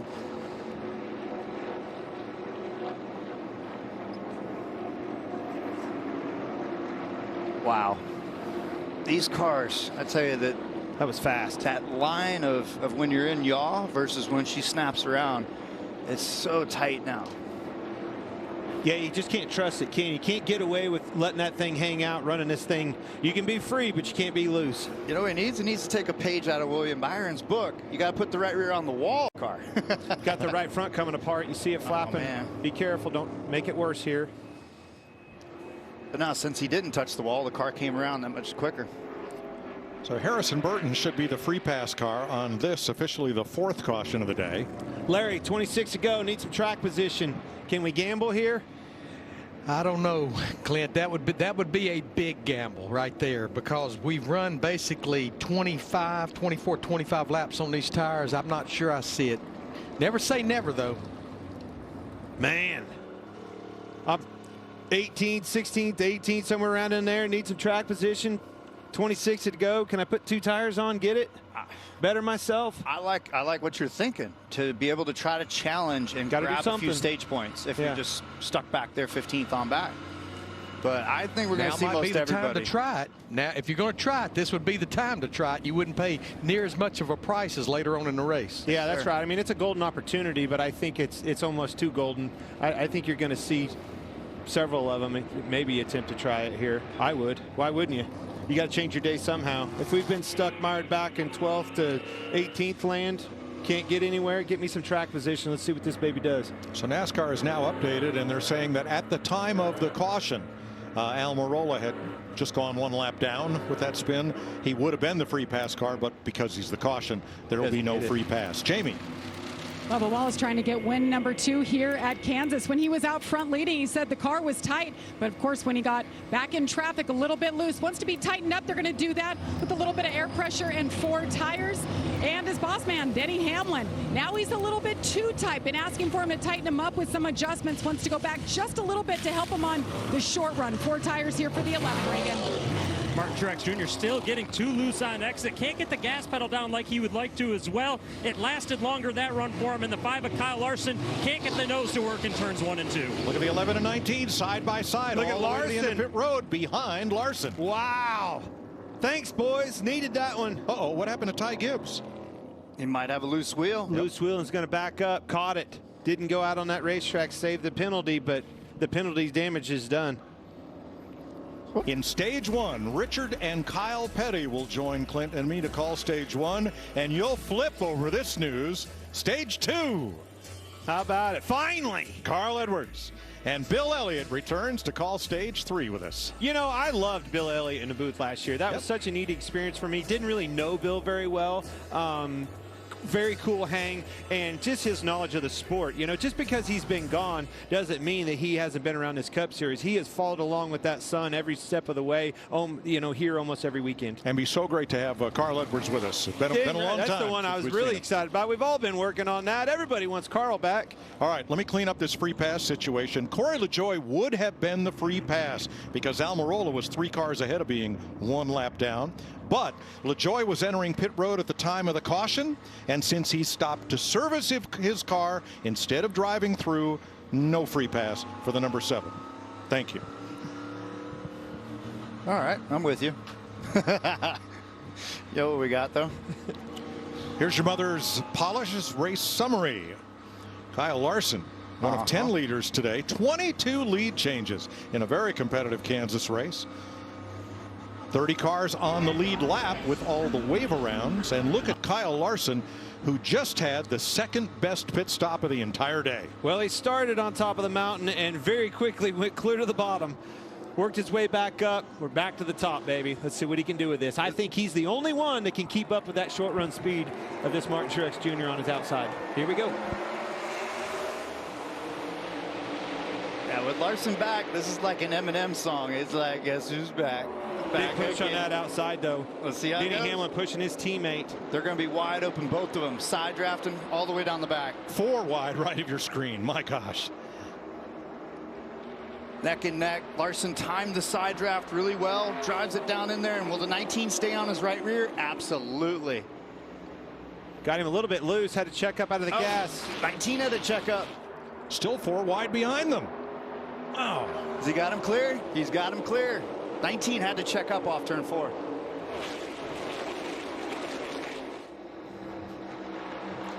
These boys. Look at Kyle Busch coming back into that. Oh, he had to lift off of 2. Big lift. Got tight. That's that big thing. Now you got Bubba down to the bottom trying to clear. Throw it on in there. Bubba clears Chastain. I like it. With Elliott coming on the bottom. Man, and Kyle Busch up top. Almost got into Bell off of 4. So close. And there you go with all those lane choices. Everybody just fans out through the corner, and it's going to be a battle all the way down the backs. Chastain's going to side draft Kyle all the way down into 3. He's going to aim for the middle. I think he'll try to chop down on Kyle. And he did not. Now they're stuck 3 wide. And he had to lift a little bit at the wall. Gave Chase Elliott an opportunity. He's going to pass them both right here. 2 for 1. Sure did. That's 5th place. Thank you very much, boys. That was like a double down at the blackjack table. Where did these Chevys come from all of a sudden? Big block. Truex moved down, blocked his teammate. Denny Hamlin not going to make him happy. Had to check out of the gas, and here comes Wallace for a pass. He wants to cash in on it. Is he going to settle? Chevrolet now with 4 of the top 7 spots. Toyota has 3. 4s, 8s, and 8th and 9th. We've got a battle now. Bubba can really drive his car deep into the turn 3. but he's going to pay the price here. He's going to be stuck behind these two, and now it's a matter of which lane do you go in all of them. Yeah, here comes the slide job. Is he going to go up and slide in front of both of them? He did. You go all the way out. Sure did. Yeah, his corner entry speed, right? Truex was able to get around the outside of, slipped just right around Denny. And this is times where, like with Truex. Turn 2, off turn 2, a spinner, and it is Eric Jones. And yellow will wave again. Whoa. All those wave around cars just were handed back onto the lead lap. Look at the 1 and the 8 battle. I don't think Kyle Busch liked that. That's one you won't see that Chastain messing with. He'll bite back. Josh Berry, I think this all started up here with a 48. Eric Jones was a part of that off of 2, but the 48 was spun with the left rear. You see both of them down on up the racetrack a little bit more in 3. Let's see what happens here. So we're on board Ty Gibbs looking ahead.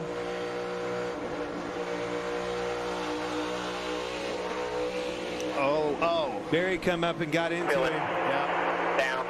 Keep coming. He had been pushing that pretty hard. I talked about it off of 4. He squeezed the 20 car, Christopher Bell, pretty hard off of 4. Just got up too high. There's the one I was talking about. It's like a replay of earlier with all these guys on corner exit. Finally got him. Finally bit him. This was all part of a race for 12th place. Here comes the other one. It's time to lift. You got to abort. That thing's shooting up the racetrack. Time to lift, and that one caught him, unfortunately. He's been doing a great job. Was right there in the top 10, back half of a top 10, doing exactly what he needed to do. Got a little bit greedy there, Kurt. Yeah, I mean, when you put 2 yellow back bumpers together, it's tough. There haven't been in those situations all that often. You know, Eric was a totally different wreck. Eric Jones. Oh, was that at speed? We'll find out. Things heating up as if it couldn't get any hotter.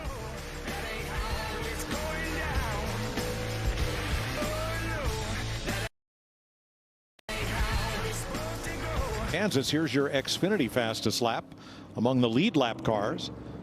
Ross Chastain 174.77 back at lap 2. That surprises me, Kurt. I thought that would be Martin Truex Jr. all over it at the top of that list. Yeah, you would have thought it for sure. Lap 2, though, I mean, he might have just was in clean air, catching a draft of the leaders side by side. Sometimes that fast lap sneaks up on you because of the draft. So a lot of cars, the cars that are pitting are cars that took the wave around on the prior caution. The free pass goes to William Byron, who spent 53 laps, 2 laps down, and Byron is now back on the lead lap after a wave around and now this free pass. Kyle Busch discussing his relationship with Ross Chastain. It's going to get good. He wrecks everybody every week. Because your race is asshole, and so I doored him twice down the backstretch like this is morning, boy. Love it. Like I said, that's one that'll bite back. He won't mess with him. Watch. Yeah, it's at the bottom of the screen, and it's on. Side draft city, and Kyle was not digging it. I mean, that's 175, almost 180 into turn 3, and they're trying to settle it out. Yeah, Chastain just has a run off too, but then watch, he comes left a little bit right there. Kyle did not like that, not one bit. How about that? A downshift. Hit that downshift in the middle of 3 and 4. That's something that I didn't expect with the speeds that we see on this 1.5 mile track. Yeah, might have the momentum lost there. Now it's just a way to recover quicker. Choose coming up here. Do those two have a beef back from when the one blocked helping you win in Atlanta? What? Is the statistician over there just like, he's just like hammering the keyboard? He like was digging. Russell was digging over there. Russell likes to start stuff. Everybody got a problem with Chastain right now. I didn't do anything wrong that day. I was going to say, Russell, I'm pretty sure everybody has a list with the 1 on it now. All 35 of them. And a lot of times he's just racing hard, but it's just that extra level. It's aggravating, right? That Ross wants to take it to. He's a fast guy right now. He's the points leader, but it's the etiquette and the couth that people just aren't digging. But this is how these young drivers are coming up through the system. They want to run every lap like it's the last lap. I mean, I ran a few Xfinity races over the last couple of years, and it's just like a snake pit. I feel like Indiana Jones down at the bottom. Like there's just snakes everywhere. Like whoa. Why are we running this hard, boys? We got miles to run, but that's the tires allow it though. You used to have to manage your tires. You know, back in my day, I should say our day, you really focused on managing your tires. You couldn't just, you know, blitz a restart every lap and every lap be a qualifying lap. That's changed a little bit over time. I agree with that 100%. Denny Hamlin will restart third. We're going to listen to Chris Lambert, his spotter, on this restart. Larson and Wallace in front of Truex and Hamlin. Here we go. Great crowd here, by the way, at Kansas Speedway. Love to see these Kansans, huh? Just feel good about yourself when you come out here. Back home, love it. Here we go. Ready, green. Everybody keeping the back of the line. These are refires. These are not sticker tires. Things change. I'm not even going to count how many wide. 4 wide for 6th. Look at that. Michael McDowell, that yellow car up on the wall. He's been doing this every restart. Get right up against the wall and get all you can get on these restarts. All right, who's gonna? This reminds me of Vegas. Bubba's gonna race him hard. He knew that he needed to stay there, not let Larson slide up. Oh, he didn't clear him. Had to lift a little bit off the wall. Here comes 11. That's right. These boys all want a seat at the table. I think you're going to see Denny Hamlin's long run speed show up here. This is going to be important to get clear of him. Watch Denny get this toe off those cars side by side. Huge hole in the air. Is he going to go for it? Stayed in line. Larson's going to slide job for sure. Denny's going to back it off and try to get the momentum. He's not going to get the slide job. No, he did not. These are the two that battled for the win here last fall up front. Watch this. This is such awesome racing. This track just gives us this perfect platform. It's perfect canvas. Here's the slide job. It's not going to clear up. Better do it quick. Did. Oh, Bubba had trouble. Yeah, he wiggled a little bit. Wow. This is some great racing, Clint. Sure is. Things change a little bit on the older tires versus stickers. These boys are working hard. I liked how Larson came off the wall there. Didn't ride the wall on the exit of 4. Kind of diamond the corner. Took the air off of Wallace on the exit.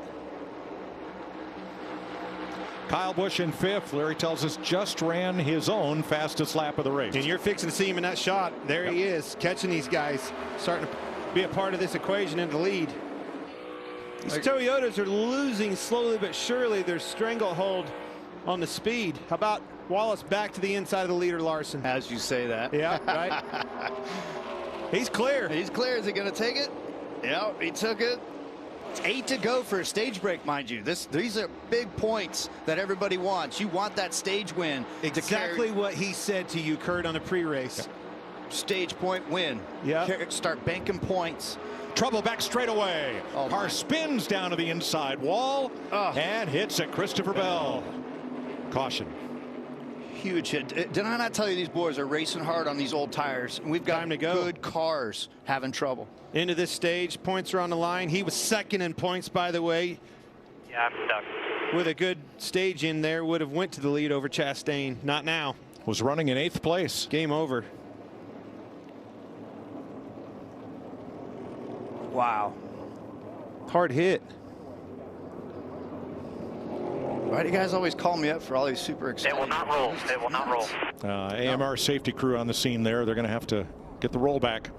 Just like we talked about, Kurt, for whatever reason, you know, this track just always delivers some wild, crazy, where did that come from action. You see him spinning off of 2, hits the inside wall hard here. Wow, yeah, there's so much going on. I mean, we might not have footage of when that wreck started because it's 2 wide, 3 wide, passes for the lead, and everyone's 6th caution of the day. Everyone's got their strategy. So will this be the stage in? What are we going to do here? Is there some strategy on the line here, Larry? Yeah, we don't know that we're going to be able to get back going. It depends on how quick they can get this 20 car. If you think you can score stage points here, you may stay out. But it looks like to me, Bubba Wallace is dragging them all down pit road. Everybody wants those 4 fresh tires. Jamie? And Bubba Wallace gives up the lead there. The radio communication said, we're going to flip this stage. Bubba said, whatever it takes to win the race, that's the big picture, whatever we need to do. So they brought him down 4 tires here. They're going to tighten him up just a little bit. Denny Hamlin in as well for 4 tires. Regan.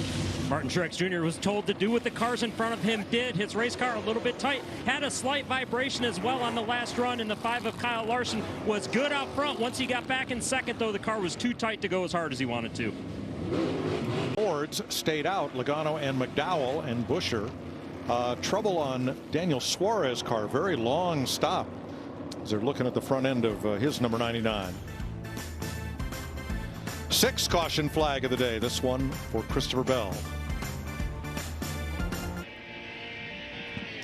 Welcome back to the Advent Health 400 from Kansas on FS1. Christopher Bell's car hauled back to the garage, and we got an idea of what may have happened there. Ross Chastain was right in front of Bell exiting turn number 2, and our view is out the front of Chastain's car, but listen as he navigates turn 1 and 2 right in front of Bell. That Chastain guy, come on, really? I don't put this one on him, but it's definitely in the equation. So we have a ghost car view of it. This one's difficult because the GPS is off just slightly. Looks like the 1 car is definitely checking up. A 20 misjudged it. But let's go to the in-car of the 1. Tight.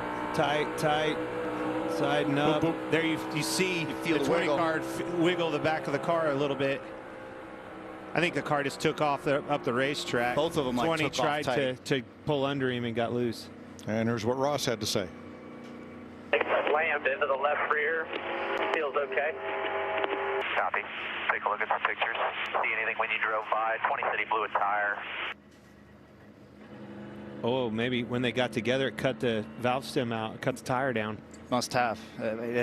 Again, these are scuff tires. These are heat cycles. It's a hot day, and this is a tough You can see the track on bend corner right here. edges. That's exactly what happened. See this? That cut the tire down. Guarantee it. Probably cut the valve stem right out of the wheel. Put the tire down, got down on the wheel and All turned right, it around. Mike, can you help reset us here? Well, for this restart, we're going to go back to 8th place in Brad Keselowski and listen to TJ Majors on the restart, spotter for the number 6.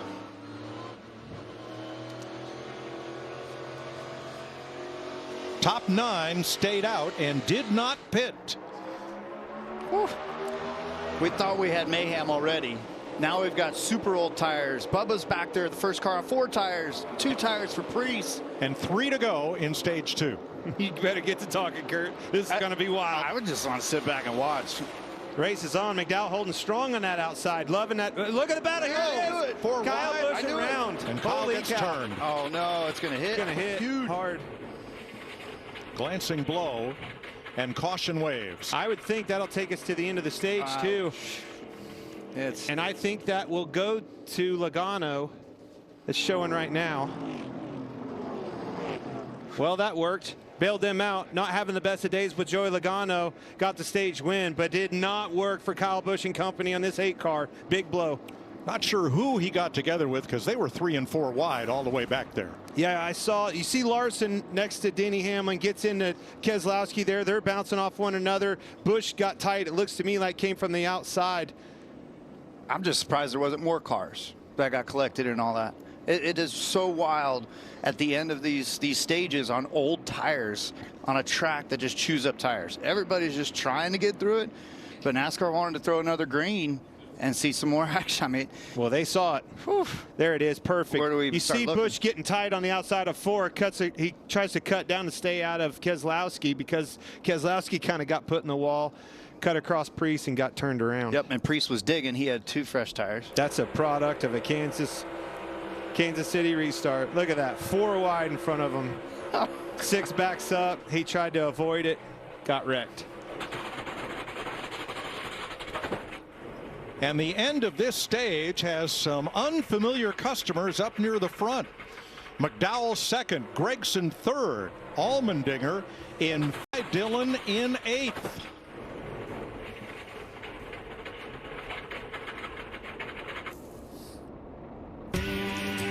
Hey there, welcome. Welcome back to the race here on Fox. I'm Shannon Spake, Jamie McMurray, and this really has been a day of guys having issues and then, of course, rebounding. Let's walk through some of those guys. We'll start with Kyle Larson. Happened really early with that 5 car on the track. Yeah, lap 5, you see Tyler Reddick gets a little bit tight off the corner. Larson's had fast cars all year long, had a lot of trouble, but he was able to recover after the spin. You see him right here. Going to make it 3 wide between Kevin Harvick and Josh Bilicki. Larson goes on to be able to lead this race, Shannon. I think he's going to be the leader after this stage break. Chase Elliott, though, another guy, drove up into the top 10, had this loose wheel, but was able to come back to the top 10. He's got a fast car. I know we've talked a lot about Toyotas, but these two Chevy guys have been good all day long. And Kyle Busch, issues all day long for this guy. You see he had a speeding penalty, he had a loose wheel, and then just now before we ended this stage break, he even had some controversy with Ross Chastain, which I know you're going to think I'm crazy for saying that. But right here as we ended this stage, you see Kyle gets loose, spins around. I thought maybe he's going to be able to recover. We saw him get out of the car. His day is going to be done. The restarts have been pretty wild. I mean, they always are at Kansas. Well, the restarts are always good here, but the whole shakeup, and the guys talked about it in the booth, when you have no tires, 2 tires, 4 tires, really fun here at Kansas. Yeah, we'll see how this stage 3 goes. Back to you guys in the booth, Mike. Thanks, Shannon. 7th caution flag of the day as Kyle Busch's car gets hauled into the garage area. But let's go back to lap 149. Look way off the right side of your screen. You'll see Ross Chastain coming into view, and then Christopher Bell. And here they come off the corner. Yeah, Chastain was obviously coming off the bottom. Seemed to me like he was pretty tight. Bell was running that middle to outside, coming back down. And as they approach the wall, they start to... Right there's like this extra movement. I'm not sure. They just pulled around out of space. Yeah. It's almost like the air kind of pulled them together right there at the end and got into one another. It's a racing deal. Hey, like Kansas City, off of 2. Josh will talk to Christopher Bell after pit stops. Pit road is open this time for the end of stage 2. What a huge fix of a day for Logano, McDowell, and Gregson right there. Big hit for Wallace and those boys, though. Jamie? And Joey Logano has just had his hands full all weekend long, but they've been working on it today and actually made the car better. They took a gamble there, got the stage win, and he said he doesn't want any adjustments. I even heard Roger Penske cue up the radio. He approved of the call. Eric Jones in the 43, he's had quite a day, but they rebound. He's up front, pretty happy that he has a cool suit on because it's so hot today. And Michael McDowell in the 34 trying to get his first top 10 at Kansas. Car's good right now, Regan. No, Gregson, some good stage points for him there. Having a solid day, been inside the top 20 all day long. Needs a little bit of front and rear security. They're going to leave it alone in case the track changes, though. So Logano leads them off pit road. We have 28 cars on the lead lap. Let's go to the care center and Josh. Christopher Bell checked and released from the care center. What happened there from your perspective? Yeah, I mean, just trying to get a little too aggressive on the side draft and got into the one and spun out. Got you okay, Christopher? You know, owned it, and that's why it was confusing as to what happened. He told you right there. Just got a little too aggressive. Toyota's dominated early, but only one of them got stage points in stage 2. Joey Logano, stage 2 winner. Toyota dominated the first stage of the race, but got only 1 stage point in stage 2. Denny Hamlin in 10th. Now things have cycled through with pit stops, and we'll go back to the care center and Josh. Kyle Busch checked and released from the care center. Kyle, what happened there from your perspective? I don't know, just tried to get below the 6 off of 2 there. I guess somebody was on my inside, so got spun out, but hate it for all my guys. I mean, we're fought from the back about every run of the race, just getting ourselves in the top 5 there finally, and just all the cautions kept happening to kind of throw off strategy and stuff like that. Got a lot of those guys up there on older tires, and it's just a crapshoot after that, and we were unlucky again. Thanks, Kyle. Kyle spotter Derek Nealon took responsibility on that one over the team radio. Yeah, just very frustrated. And, man, that's a hard one to swallow, Kurt. Fast race car, made some mistakes, had penalties, bounced back from that. Hope starts coming back into the picture. Caution comes out. Then all of a sudden you're in a melee where you weren't even supposed to be. You were just starting to get into the shot of the lead picture, and now your day's done and you're headed home early. It's tough. Spotters want to take the blame, but the driver is always in charge, and Kyle didn't want to fall in behind the 6. As soon as you check up on a restart, you're sitting duck. Well, the 6 had trouble. He was actually just trying to miss the 6. Hey, how about this? Another restart. Stage 3. Here we go. About that Chase Elliott just finally quietly got back to this lead pack or showed up to the lead conversation here. Let's see what he can do. Martin Truex way high, 3 wide. Was really loose off of 2. Yeah, he was. Gregson in trouble. Way off the pace. Some great racing. The car's just going fan out, and now got Reddick stuck in the middle. 3 wide for 5th. He's going to try to battle through it. Watch him. He's going to toss it down in the middle, and he's going to try to clear them both. Truex, big head of steam on the outside there. Not going to get either one of them. Nope. Comes down to the inside of Bubba for second. Big run off the top of 2. See if he can slide up in front of him and get this position. Staying on the bottom. Yeah. That 11 car has been the strongest car in the long run all day long. See if he can run the 5 down. Yeah, those first 3 settled in, and now Truex is trying to get to the bottom side of the Elliott. Well, the top worked for Truex in 1 and 2 last time. This time he's on the bottom, solidly in 4th. Big run on the top side, Elliott. Wow. Power move on the top up there. Clear. New record for lead changes in a cup race at Kansas Speedway. I'm entertained. Yeah. It's been a good one. It ain't over yet. You know, it's pretty wild. Another 3 wide with Reddick, Truex, and Blaney off at 4. Wow, that was tight. These guys are just zigzagging. Like, one of the cars is good in 1 and 2, and then one of them is good in 3 and 4, and they can't sort it out. They're stuck. Larson, Hamlin, Elliott, Reddick all just ran their fastest lap of the day. So did Gibbs, Harvick, and about 10 others. Time to let them horses run. Holding them reins back is over. Outside 19. Ty Gibbs with our Monster Energy cam. These 3 wides off of 4, you just run out of room over there, Kurt. Eventually that's going to catch some of these guys. I mean, I think they've seen enough of it or should be hearing about it, but you still are just hoping and praying you're clear and the guy's going to give you room. That's all over with now. People aren't giving anything up where they should have been earlier. 3rd place. Chase Elliott dropped to the bottom in turn 3, took the spot from Bubba Wallace, who looks low off 4 and wants to pay him back. Wants the spot back. Chasing you. Little crossover.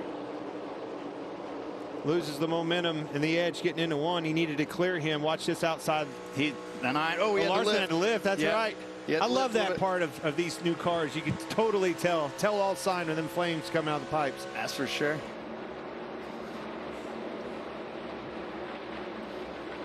These guys are digging now. So Logano really cashed in on that stage win, and now he's got his work cut out for him to carve back through. Harvick to the outside. Haven't mentioned his name all day. Here he comes. And the closer, they call him. Truex is backing up. He says the car is plowing, and he's fallen to 8th place. It looks like, oh, Gibbs is loose under him. He's going to lose it. Yeah. He's able to save it. No. Now he's going to get in the inside wall. Oh, he almost had it saved. No, he's going to get on the wall. Oh! I don't think that one's going to hurt. That one took forever to finish up. Man, he almost saved that thing, Kurt. Nurse it back, buddy. Get it in gear, get it back. Been doing such a good job. 8th caution of the day, Ty Gibbs. I mean, this is just pins and needles city. Like, there is just, everyone is struggling on the corner exits. But here, this all starts way early. Off 4. Sure did. 3 wide, down the front straightaway into 1. See him get up. Yep. Took the air off the side. Got into 19 a little bit and got the car upset. And once it got out from underneath of him, he just couldn't keep it straight and lost it. He may not have damaged this car. That was just a brush with the wall at the end. Well, no, and then again. This is just the tire coming off. The whole fender's gone. No, look at the right front. That one is going to cost you. Yeah. That is self-inflicted. Just drove around there too fast under a flat and unfortunately destroyed the car. Eric Almirola will get the free pass. Second, all green. I hope he makes it back. Yeah, these cars, when they get the toe knocked out, or you got 1 flat, but 2 flats, they just won't roll smooth. Oh, boy. Let's hear what Martin Truex had to say about all this. This happened to Briscoe. At Talladega. Ran me into the wall once, the side of me? Come on. Yeah. Game over. Business was picking up. You know, we talk about Ty Gibbs and the job that he's been doing quietly, just staying out of trouble, right? And was minding its own business. The old pressure cooker starts getting to you, and you start pushing it a little bit harder. Next thing you know, you get into your own teammate pushing too hard. A little bit of greed comes into it, and unfortunately bit him. Yeah, he's going to learn from this mistake. I mean, but it's been tough. It has been tough, these corner exits. The biggest mistake, though, was driving back too fast. Yes. Yeah. Yep. Ty Gibbs goes for a spin and puts us under caution for the 8th time today after a little bit of contact with Martin Truex. That's all it took.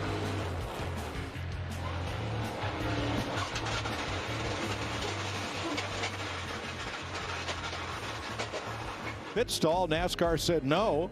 The official told him to get out of the car. You're going to the care center to be checked out, and the car is pulled to the garage.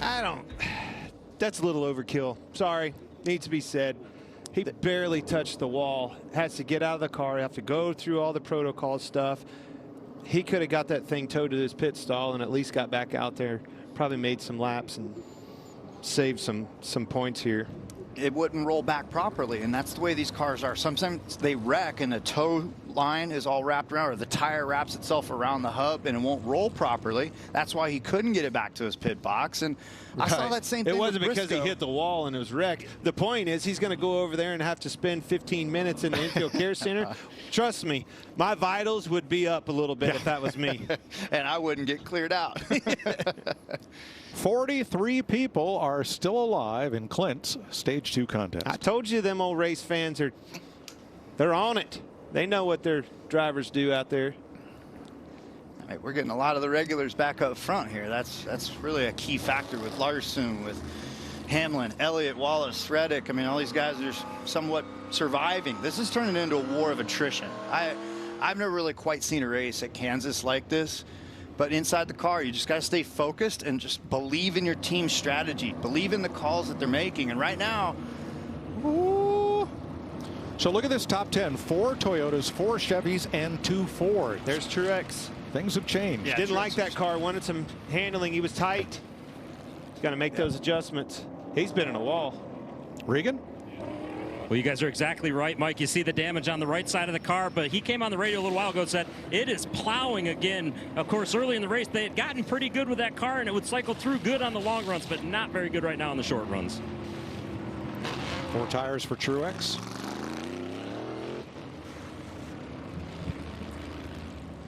This is wild. Did the damage on the right rear that we saw there, is that where his tight's coming from? Possibility the toe could be knocked out a little bit, but I mean, maybe it's the dirty air because he hasn't been back there beyond 10th place, and the track's rubbering in. There's cars going everywhere, and it's tougher to run those clean laps when you have cars to navigate. You know, spring has been very moderate and quite wet for the NASCAR Cup Series. This is by far the hottest day of the year. I think the temperature tickled 90. Phoenix 81. Austin, the road course, 79, 78 for Daytona. So quite a big jump up. Here are some of the drivers talking about the heat today. Make sure you're on that water bottle all day today. Stay hydrated. It's warm. It'll be a hard one. Be a grinder, but we got a good race car. Make sure you keep yourself hydrated. I know you're on it, but just make sure you keep yourself ready here. I'll take a new water bottle on the next one with some kind of powder in it. One of the hydration drip drops or whatever you got. Boys are hot out there. 112 degrees you're seeing. That's under caution riding around. Well, let's clear this up. See that little F there? That means Fahrenheit. Celsius is the sponsor, not the temperature scale we're using there. Yes. I was going to say, if that was I think you're slipping a little bit. What are you going at here? But if that was 112 degrees Celsius, whatever sweat is in his suit would be boiling. I have boiled As a matter of fact, you know, the number one thing you don't want to do is get hot and, you know, take your water bottle and dump it on you. I've done that, and if you know what I mean, I had not scrambled eggs, I had fried eggs on both butt cheeks. Ooh, yeah. I've heard more stories. You do not pour water on yourself. You just end up cooking yourself. I thought you meant boiling, like in the head. You know, like being angry. On my butt. So the crew in the truck is saying you were Clint Boiler that day. Yes, sir. We'll be here all week. Yeah, we'll be here at least all day. That's hot. You know, and these cautions are helping these guys. You know, when I thought about the heat coming into this weekend, I was talking to some of these drivers. You think long green flag runs, and that just continually grinding it out, always in the heat. But these cautions are helping them. Eric Almirola got the free pass on this caution. Justin Haley on the previous one. So we will restart with 29 cars on the lead lap and 84 laps to go. We'll be listening to Nick Payne, Tyler Reddick's sponsor, on the 45 on this restart. Spotter. He will roll from fifth. 5 away. Ready. Green flag. Still covered on the bottom. At the line now after the 1. Bottom is still covered. Still covered on the bottom. Still there, 23. Get clear up. It's all about completing the corner. You got to complete the corner when you pick up the gas early to block somebody. And if you can't and you check up, you're going to get stomped on. Way on the outside. Truex coming. Yeah, he is. So close getting around McDowell. Oh, and a little contact. That was Corey LaJoie. He came by so fast, LaJoie didn't know he was there.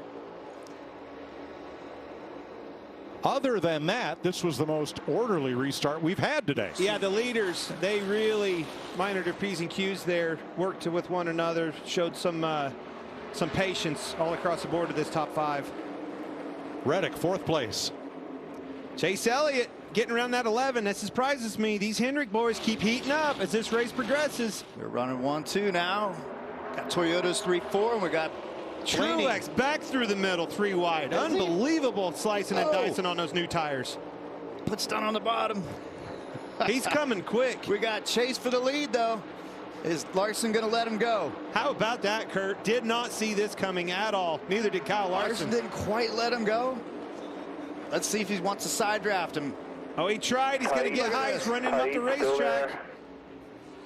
Not clear. With these two boys, they've raced each other pretty hard as teammates in the past.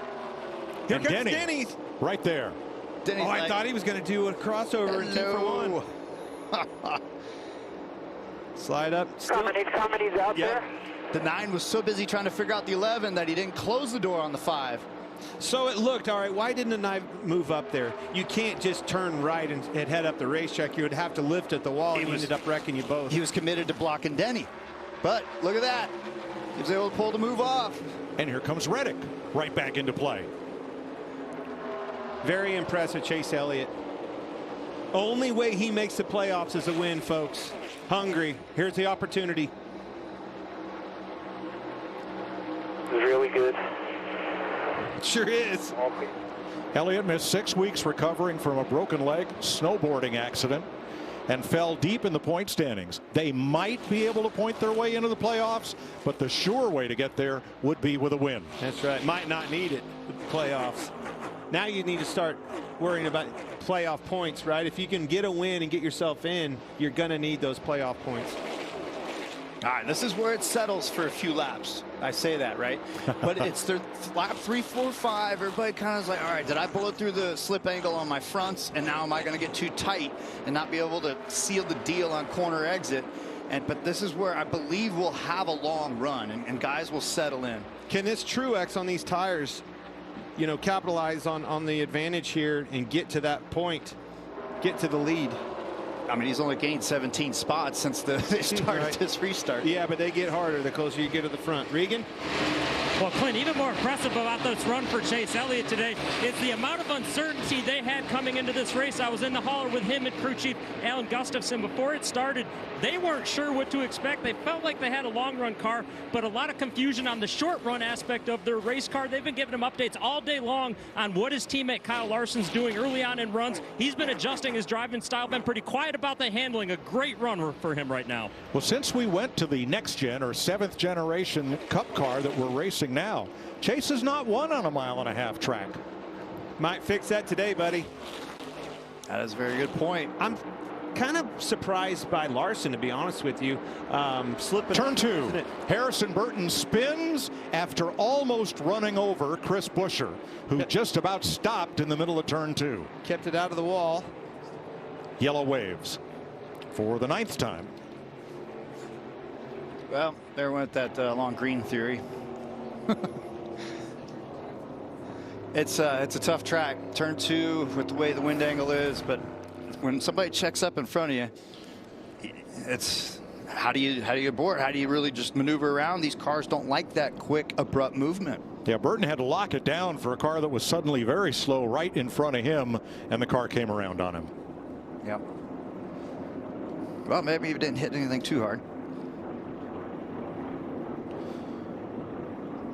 So Larry Mack, about the pit window with 76 laps to go, and about the tire inventory. Where are we? Well, you can't make it from here on fuel, Mike, and we've run 13 to 14 laps on these tires, especially everybody except Martin Truex Jr. that pitted that last caution.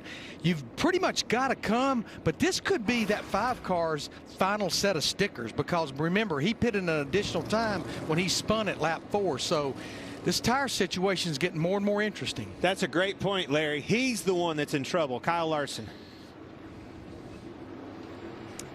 J.J. Yaley will get the free pass, and that will put 30 cars on the lead lap when we. Not what we thought. We thought that Truex would stay out and the rest would be there. Let's go down to Jamie.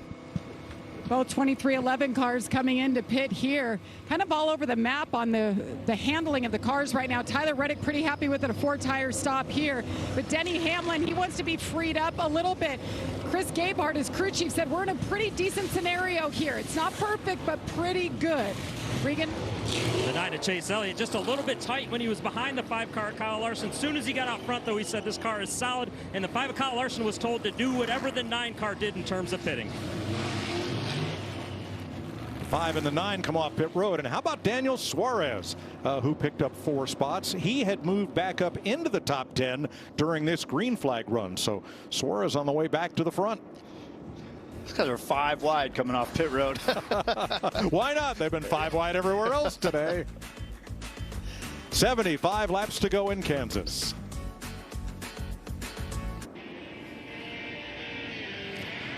Welcome back to the Advent Health 400 at Kansas Speedway. 74 laps to go. And boy, this has been a page turner. So many plot twists in this one. Let's have a look at some of the big storylines. Do I need one of those? No, you need 4 of those, and they all need to be attached by that one lug nut at each corner. Yes, and so do you, and that wheel needs to stay in one piece. Thank you very much. That was Austin Cindric. Well, stage 2, Eric Almirola went for a spin, got a lap down, got it back at lap 177. Contact and here. Starts. And contact here. Corner exits. That took a good car out of the race, Kyle Busch's. Speaking of Kyle's, that was lap 4, 5. And might, because of all these cautions, come right back to being the very thing that keeps them out of victory lane. Larson fought his way back to the front, took the lead.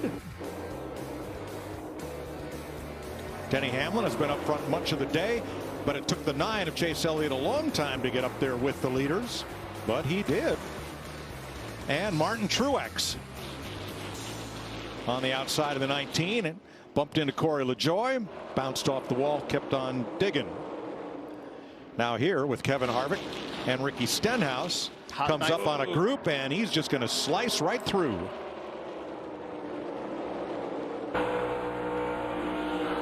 On board Chastain. Look you hear at him lift. See, Chastain got tight, created all that scenario, and Truex took advantage of it. But you said it, Mike. What a day. If for whatever reason, folks, you went for a beer run, went out in the driveway and washed the Mustang, I don't know what the course is, but if you're back in front of a TV, stay there. Get that beer out, and you're going to be in for a whale of a finish. So early in the race, the 6 Toyotas were in the top 7 spots at one point. Now we have a Toyota leading, Chevy in second, Ford in third, Chevy, Ford, Chevy, Chevy, Chevy, Chevy, the next Toyota in 10th. The game has changed. For sure. All over Toyota dominance at the first of this race, Kurt, and then all of a sudden, where did these Hendrick cars come from? Well, one of them had to come from the back, but Chase Elliott in the picture. Now all of a sudden you've got a bunch of new guys in town. It's still about just pacing yourself. These are long races. Man, it's just like they all keep trying to take each other out. Austin Dillon on the front row for the restart with Martin Truex. Comes Larson. Quick on the outside of Gilliland. Larson on the high side. Past Gregson. Elliott on the low side. Got Harvick way down at the bottom. Gregson got in the back of the 9 as William Byron at 24 got in there. Speaking of which, William Byron back from the dead. He literally sped on pit road, was a lap down, had all sorts of trouble because all these cautions. Here he is, back in the game. Pole sitter Byron at one point was 2 laps down. He spent 50 laps, 2 laps down, got a wave around on a free pass. Now he's right back in. Are you kidding me? No, this is real. Elliott, though, he's got that speed on the top side on corner exit. And here we are. Suarez was complaining about his car earlier. They've made some adjustments. Look at the difference Austin Dillon has in a hot rod now that he's got it up front and got it in clean air. Let's see what he's able to do with it here. These 2 Hendrick guys are going to swallow him up. Yeah, but even on old tires, Kurt, walk me through this. That car hasn't handled that good all day long. You give it a little bit of clean air. You put it up towards the front, and then you get the ability to use your mirror cleaner to block guys. So that's what Austin Dillon's trying to do right now. So Truex and Dillon did not stop on that caution flag. The cars chasing them did. Larson on fresh tires. Suarez in 4th on fresh tires.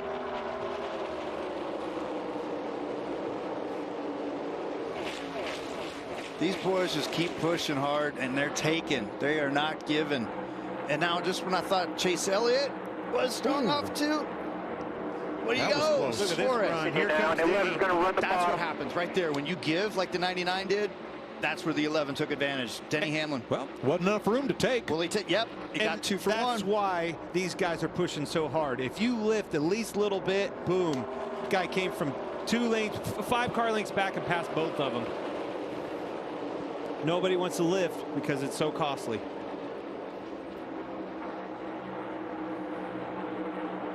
Back up towards the front. This is Larson with fresh tires, but this has just been amazing to watch the different transitions between like a lap 5 run versus a lap 10 run, and the way that the cars start settling in. But we just haven't seen that super long run here the whole second half of the race. Oh! William Byron and Suarez in each other. Changing lanes, straightaways. You just nailed it, Kurt. The 5 and 19. Larson and Truex, they have been the fastest short run cars.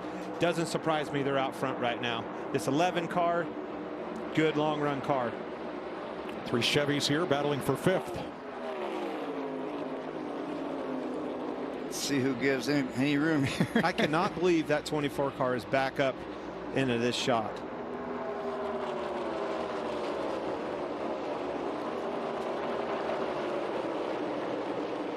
I mean, heck, Amarola was backwards down the back straight at one point, and he's back up 13th, 14th. Everybody's got a shot today.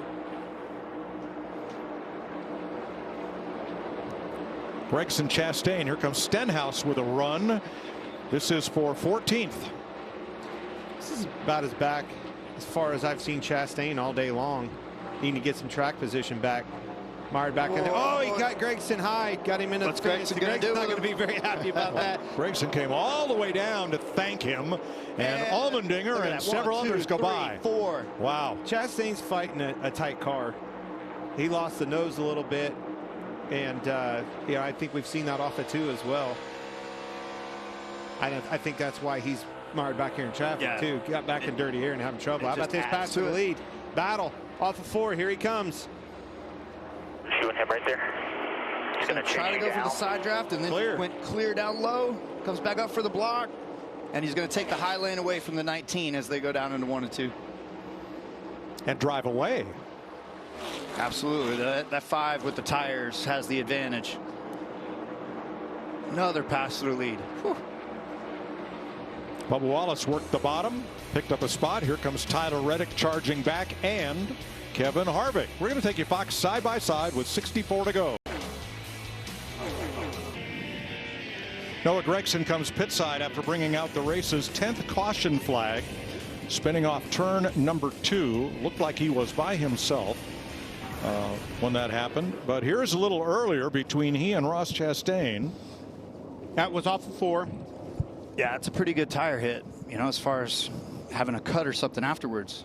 Oof. And then he is off in the distance, sideways and spinning by himself. I was trying to see, and that right rear looked up, Kurt. I think he just lost it. It did. Yep, maybe just. This is from the Ford camera in Keselowski's car.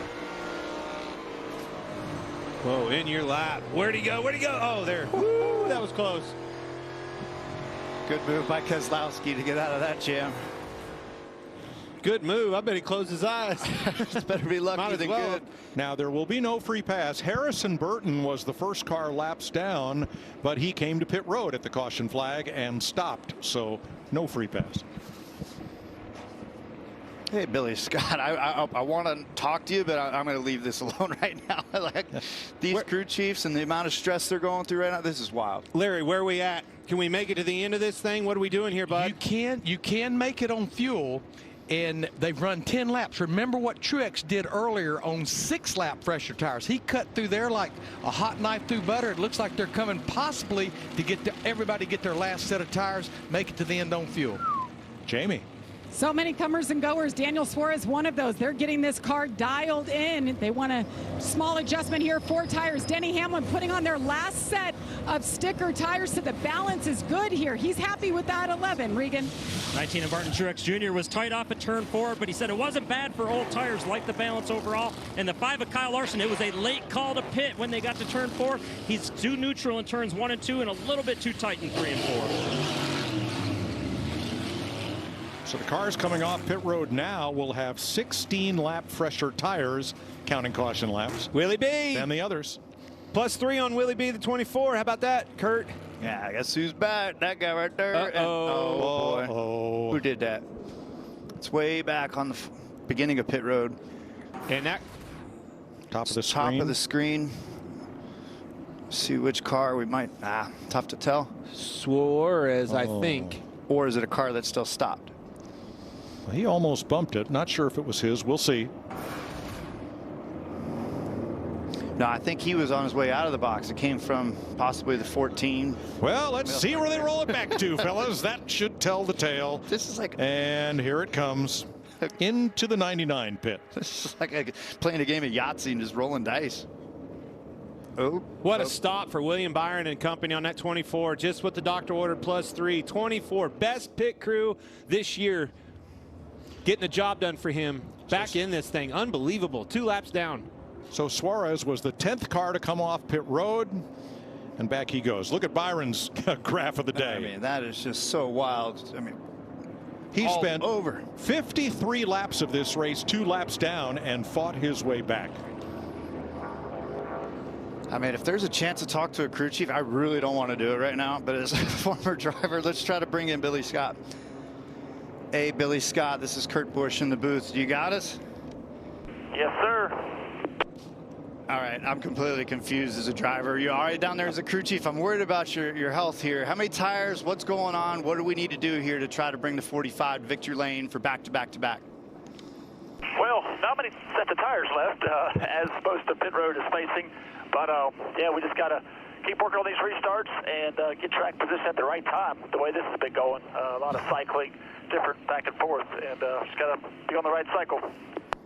All right, so is it being on the tight side on short runs, loose side? What do you got? Just all over the map? Yeah, definitely tight, firing off most of the time on restarts, but obviously highly track position dependent. So further we get back here, you know, the harder it is to get going. All right, my friend. Best of luck. Try to bring her home one piece. This turned into a war. Yes, sir. Appreciate it. We'll keep fighting away. Tyler Reddick trying to become the first time one car number has gone to victory lane 3 straight times at one track with different drivers. Speaking of some history, how about this? If this William Byron can come back from 2 laps down and pull this off, the last person to have that happen, 2015 Carl Edwards. Been a long time since somebody's been able to pull that off. Keep an eye on this 24. This could be huge. And keep an eye on FS1 because right after the race, the USFL Week 4 action continues. The Birmingham Stallions trying to get to 3-1, and the Pittsburgh Maulers trying to even up their season at 2-2. It all kicks off next, right here on FS1.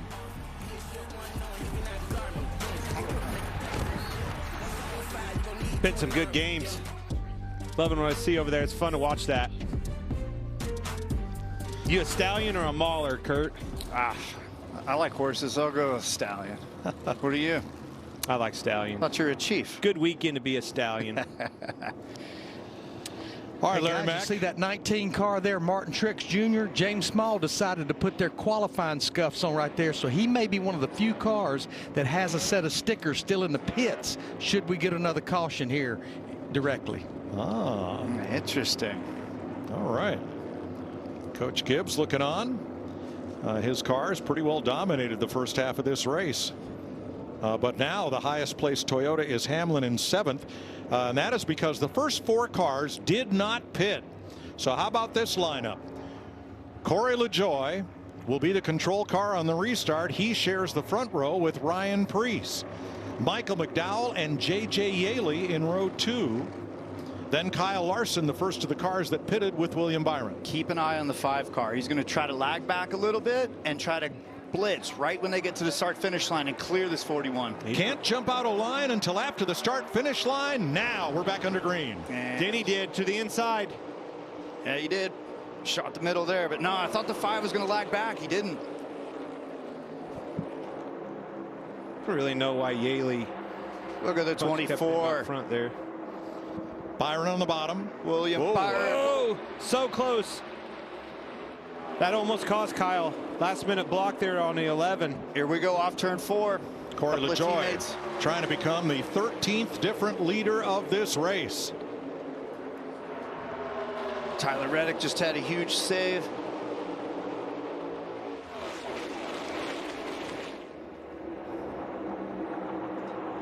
Comes Larson on that outside. William Byron to the point. William Byron, Willie B. From 2 laps down, folks. How about that? We've seen it all, but there's a couple of bullets back there with 2 Toyotas. You got Larson in the mix. This is going to take about 10 laps and it'll settle out, and then we'll see who the players are. In the meantime, there's 3 wide once again mid-pack. The one that's really got to dig deep is Truex right now. If he's on scuffs and has a set of stickers sitting there, that could be a huge benefit. We got a battle for the lead, though. Again, side draft. William Byron, who has not led this race since lap 2, gives way to Kyle Larson. Yep, he just yielded right away. I think he did yield that. Gave the spot up pretty easy. All right, here he comes back. As you say that, I think Kyle got tied off of 4 and had to lift. He sure did. Yep. Just when you think one guy is trying to give. Tried to give it to you, didn't want it. Yeah, he just overdrove it. Forgot about a corner exit. I guess I'll take it back.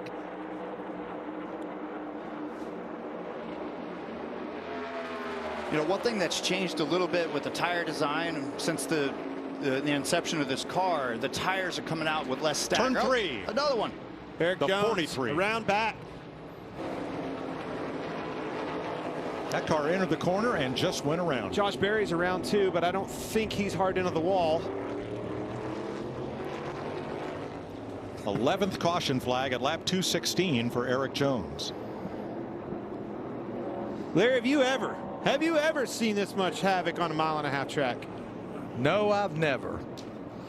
And again, I don't think we'll have a free pass. Noah Gregson would have been eligible, but he's on pit road. My, oh my. And that's where Jones heads right away, along with Josh Berry. So here's a look at it. He's got a decent run down the back straightaway. Where does it go wrong? Say what? Did they touch getting in? If they did, and they were very close. Must have. Jones did a good 19. job of keeping the throttle down, keeping it underneath of him. Let's watch from the Celsius camera on board Haley's number 31.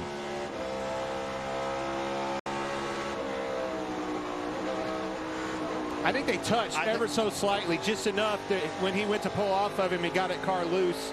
Yep, and when you touch, you lift immediately just because your brain says, okay, trouble's coming. That dumps it on the right front, and the car snaps around twice as quick. Yeah, you see just a little bit of a rub right about the 2 o'clock on the clock right there. Top. Yep, just barely.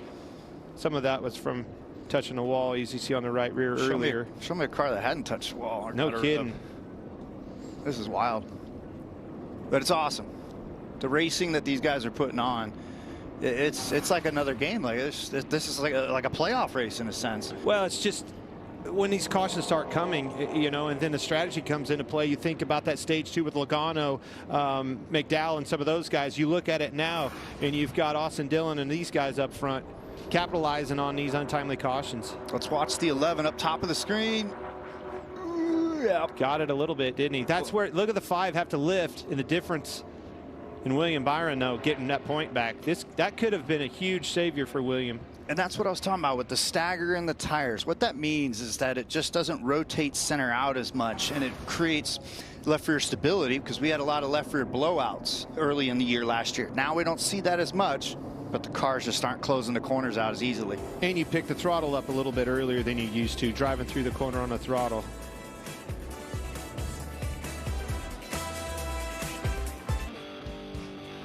Some of those might go to the winner with today's trophy.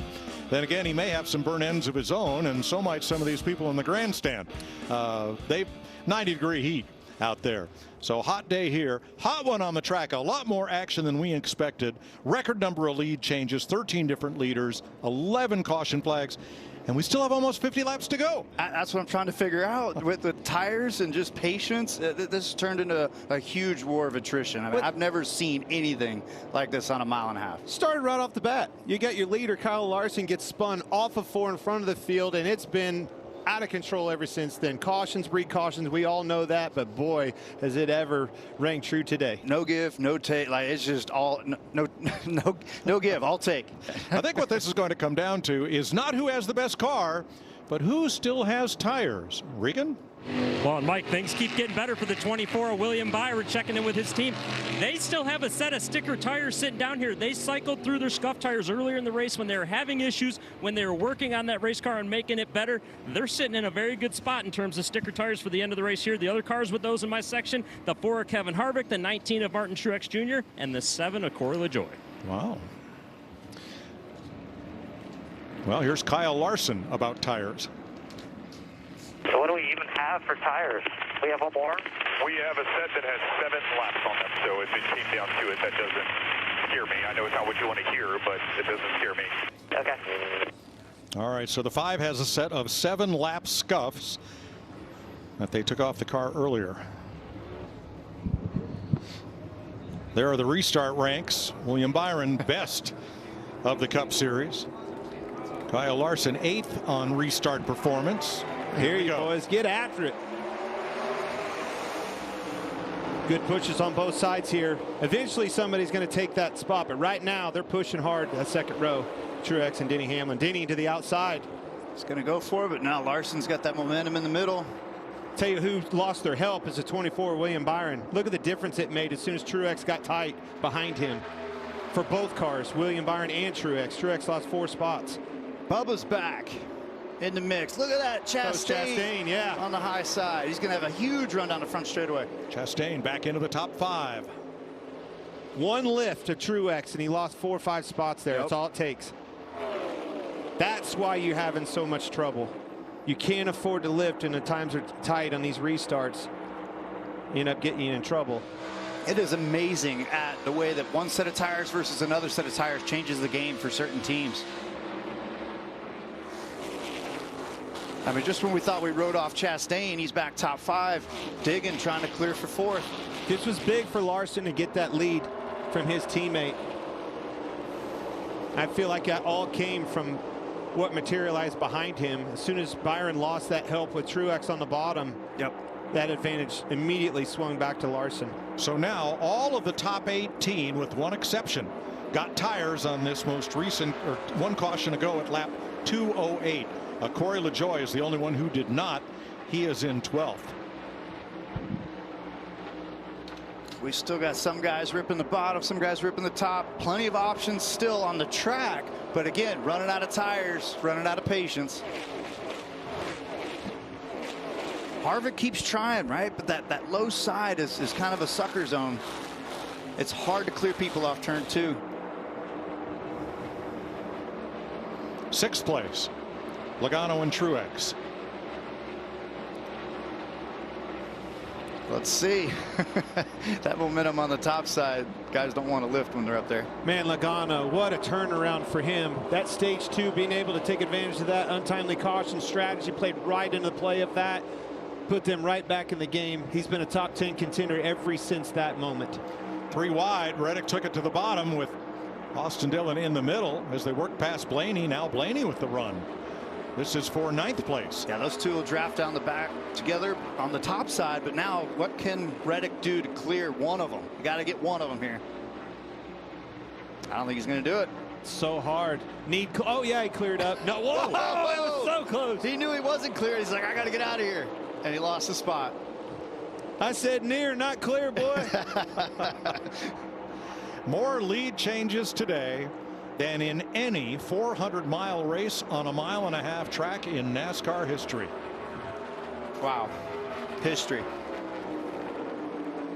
Busy day. Busy Progressive banking. When they repave this place, goes right back to progressive banking. The ability that you're watching right there. 2 cars running side by side. One all the way up against the wall. One on the bottom on the line. All because of that repave and the decision to make this a progressive racetrack. I agree. Look at that fight for 7th on the right of your screen, where Elliott carried Truex into the turn high. They almost got together. He got a little side draft and made the pass. And then over on the left side of the screen, battle for 10th. 45 has the 12 clear, but now this is like 3 laps in a row. That's been a hell of a battle. Yeah, these two have been battling back and forth. It's roles reversed now. Blaney's been on the outside. Now he's on the bottom. Meanwhile, back at the front, I don't know where to look, guys. Byron has got some steam still built up, but the 5 has definitely been the one that really starts to pull ahead on, well, let's say a long run today is what, 4 laps? Maybe 14. Yeah. Maybe 14 laps. This could be where guys start to stretch it out. And if it does stretch out, you just saw him in that shot. That's 11 car. He has been the best on the long run, but it's a tall order to get by those Hendrick cars. Extremely fast. He was fast yesterday in practice. Pretty sporty FedEx hot rod for him. He's not quite as good as these Hendrick cars, though. Hamlin had not only the fastest individual lap of practice, but the best 5 consecutive laps, 10, 15, 20, 30, you name it. He led all categories. He did, and it's just like all those categories started getting lines drawn through them. And now it's turned into restart madness, which we knew would happen. But again, this is that point in the race where you really got to dig deep. And this is where you have to close it as a driver. You have to stay focused on what it takes to win and how past races have been won here. Well, you're going to have to be quite a bit faster than those Hendrick cars to even get up there and pass them. You're watching William Byron do everything he can do. He caught his teammate, Kyle Larson, and now is stalled out behind him. Now I'm looking for where's the lap traffic? When are we going to catch lap traffic? Because that's going to be your next opportunity to be able to pounce on something. Him making a move and creating a draft and a stall. And to answer your question, there's only one lapped car for the next half a lap of racetrack. So lap traffic, to get into a scrum of lap traffic, it's going to be a while here. But it's going to happen. With 37 to go, you're going to catch them, and it's going to be a factor right about when things really get heated up. This is where last year when I was able to bring our car to victory lane, it's like that lap 15 of the run, our car would just start to carve a little bit better, and we were able to make passes, and that made our car maneuverable. We talked about that earlier, Boyer. At a track like this, your car's got to be maneuverable, and that's where we're seeing Reddick make a pass. And we'll see what these guys, the next little bit is really going to tell us a lot. Side job. But you see, he slid up in front of him and then has to lift. Can't create that arc, can't keep in the throttle. But I don't think Dylan's going to have much to retaliate. He's not going to be able to have anything for him on the exit. And Reddick will be able to pull away and reel in the next one. That's 9th place with Harvick closing from 11th. Yeah, these boys are digging. This is it's been a long day and they're still out there. It's just, you have to dig deep. Bubba Wallace, the Toyota Cam, sitting in 5th place. Chastain just ahead and to the right. We saw that one car with a ton of speed on the restart. He's able to close the corner a little bit better than Wallace right there off turn 4. He's had an adventurous day just like everybody else. I mean, we could probably draw the whole up and down graph for every single car today. And then with Byron, them hanging out 2 laps down all day, they didn't really want to use a set of tires until they got back to the lead lap. They could be in a big time position to be in an advantage. But remember what Regan told us. If we get another caution flag in his area of the pits, Harvick, Truex, LaJoie, and Byron each have a set of stickers sitting on the ground. And you don't want to have those left at the end of the race. No, but I also think there's going to be a window there where that opportunity goes away. You know, you can't lose too much track position. If it gets in within, 10 to go or 5 to go or something, they're all going to stay out because they don't have tires. You can't start 22nd and win this race. So there is a window there where that opportunity becomes not so opportune, right? And you're right. With 27 cars on the lead lap, absolutely. Yep, it goes away. There you go, buddy. Let's go. Go get a couple more for us. That's a slow one on the top in front. Like that. Cheerleading. Helping that guy. You always want to hear good things out there. Yeah, I like that, boy. Get on that outside. Get us some more. That's always worth a 1/10 of a second. Even if it wasn't true. I always like to hear it. I already knew. I was like, oh, really? Just save it. So what a weekend. The Toyotas won practice. The Hendrick Chevys won the front row, and they have been dominant on 1.5 miles, winning nearly half of the last 17 on 1.5 miles, which predominate the circuit. Kyle Larson with 5 of those. We don't count Atlanta as 1.5 miles anymore. We count it as a super speedway with Daytona and Talladega because that's how it races now with the increased banking. Yep, with the reason being, yeah, it's wide open all the way around at Atlanta. This is a lot of maneuverability with your car, the driver. Everybody's got to work together here, and then this is one of those tough places to get it exactly right. But it's where it opens up the box where so many guys can run good, and that's why we've seen so many lead changes, so many different guys lead laps, and now you have the top 5 that are kind of starting to separate themselves up front. All right, now Kurt, William Byron is right where you were last year, having to chase down Kyle Larson and beat him. You did.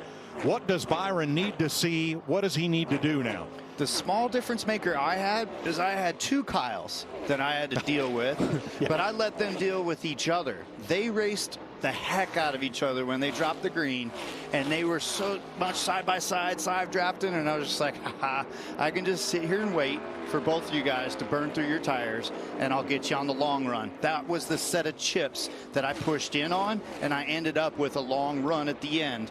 And I don't know if I had a set of tires still sitting on pit road, but I went in for the long run.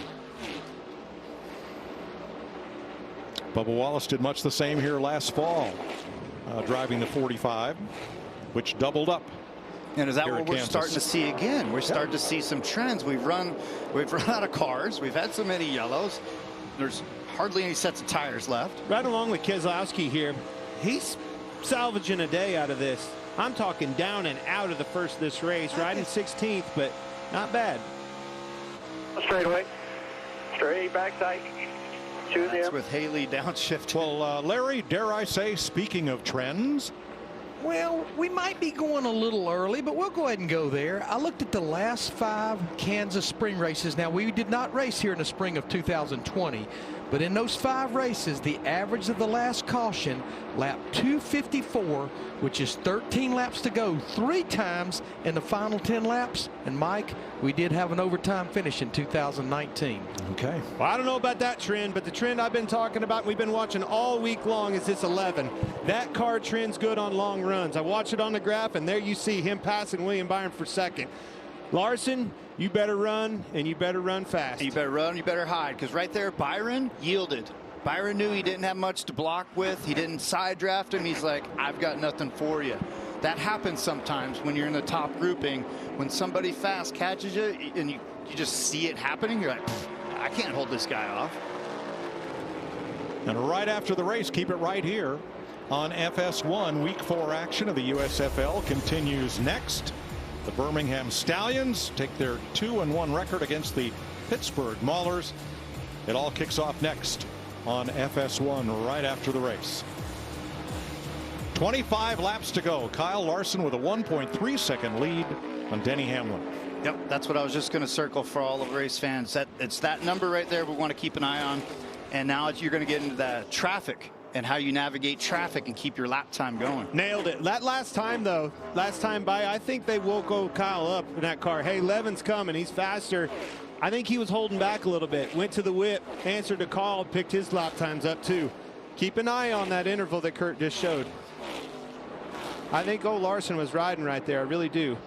Had a little more in the tank, Kurt. We shall see. This is where we were talking about this, that the Toyotas seem to have that long run speed. All the money seems to be on the 11 car. The 5 had that short run speed. We've seen that all day. Now, what are we going to have over these last 24, 23 laps? Catch these lappers at the right time. You saw him just pass 1 right there. Timing is everything. Do not get stalled out on an exit behind a lapper. Oh, Hamlin's got the fishing rod out. Yeah, but you have to. Whoever can get through lap traffic the best is a benefactor. When Kyle gets door to door with somebody, that hole, we've seen it all day long, that hole that those cars punch in the air is a huge drafting opportunity. And the closer he gets to them is going to be even more. Timing is everything, and it really is shaping up perfectly right here with 23 laps to go, 22. I was just going to ask here in the TV booth for some popcorn. This is going to get good. This is where you just sit back and you watch the craftsmanship of professional funny. racing. You want popcorn and I want a beer. Well, we ran out of popcorn about the time we ran out of sticker tires. Popped them It's all. been that kind of day. He's coming, guys. Narrowed it up just a little bit. Oh, yeah. It's all about that corner exit and having those clean exits in traffic. A small little thing, too, is that shade's creeping in on entry to 1 and exit of 4. You try to use that. You try to get up there as high as you can. Right there it is. Kurt showed you guys. Keep an eye on that interval. Okay. Mike Joy, you can help us, though. Catching them one's thing. Passing them's another. And, you know, well, Kyle Larson, look back to Vegas. Look back to Phoenix. He has been so strong at the end of these races. But you got to get to victory lane. And the fastest car the last few laps on track, right up until this most recent lap, not counting the 2 leaders, has been Chase Elliott back at 7th. But he's 5 seconds off the lead if we stay green here. Yeah, this is it's going to be two guys in a sword fight right here. They're going to go after it. If Hamlin's able to close the gap and find a little bit more, you know, on the 3rd lane, not the total 4th lane, he'll get there. And then it's going to be that battle back and forth.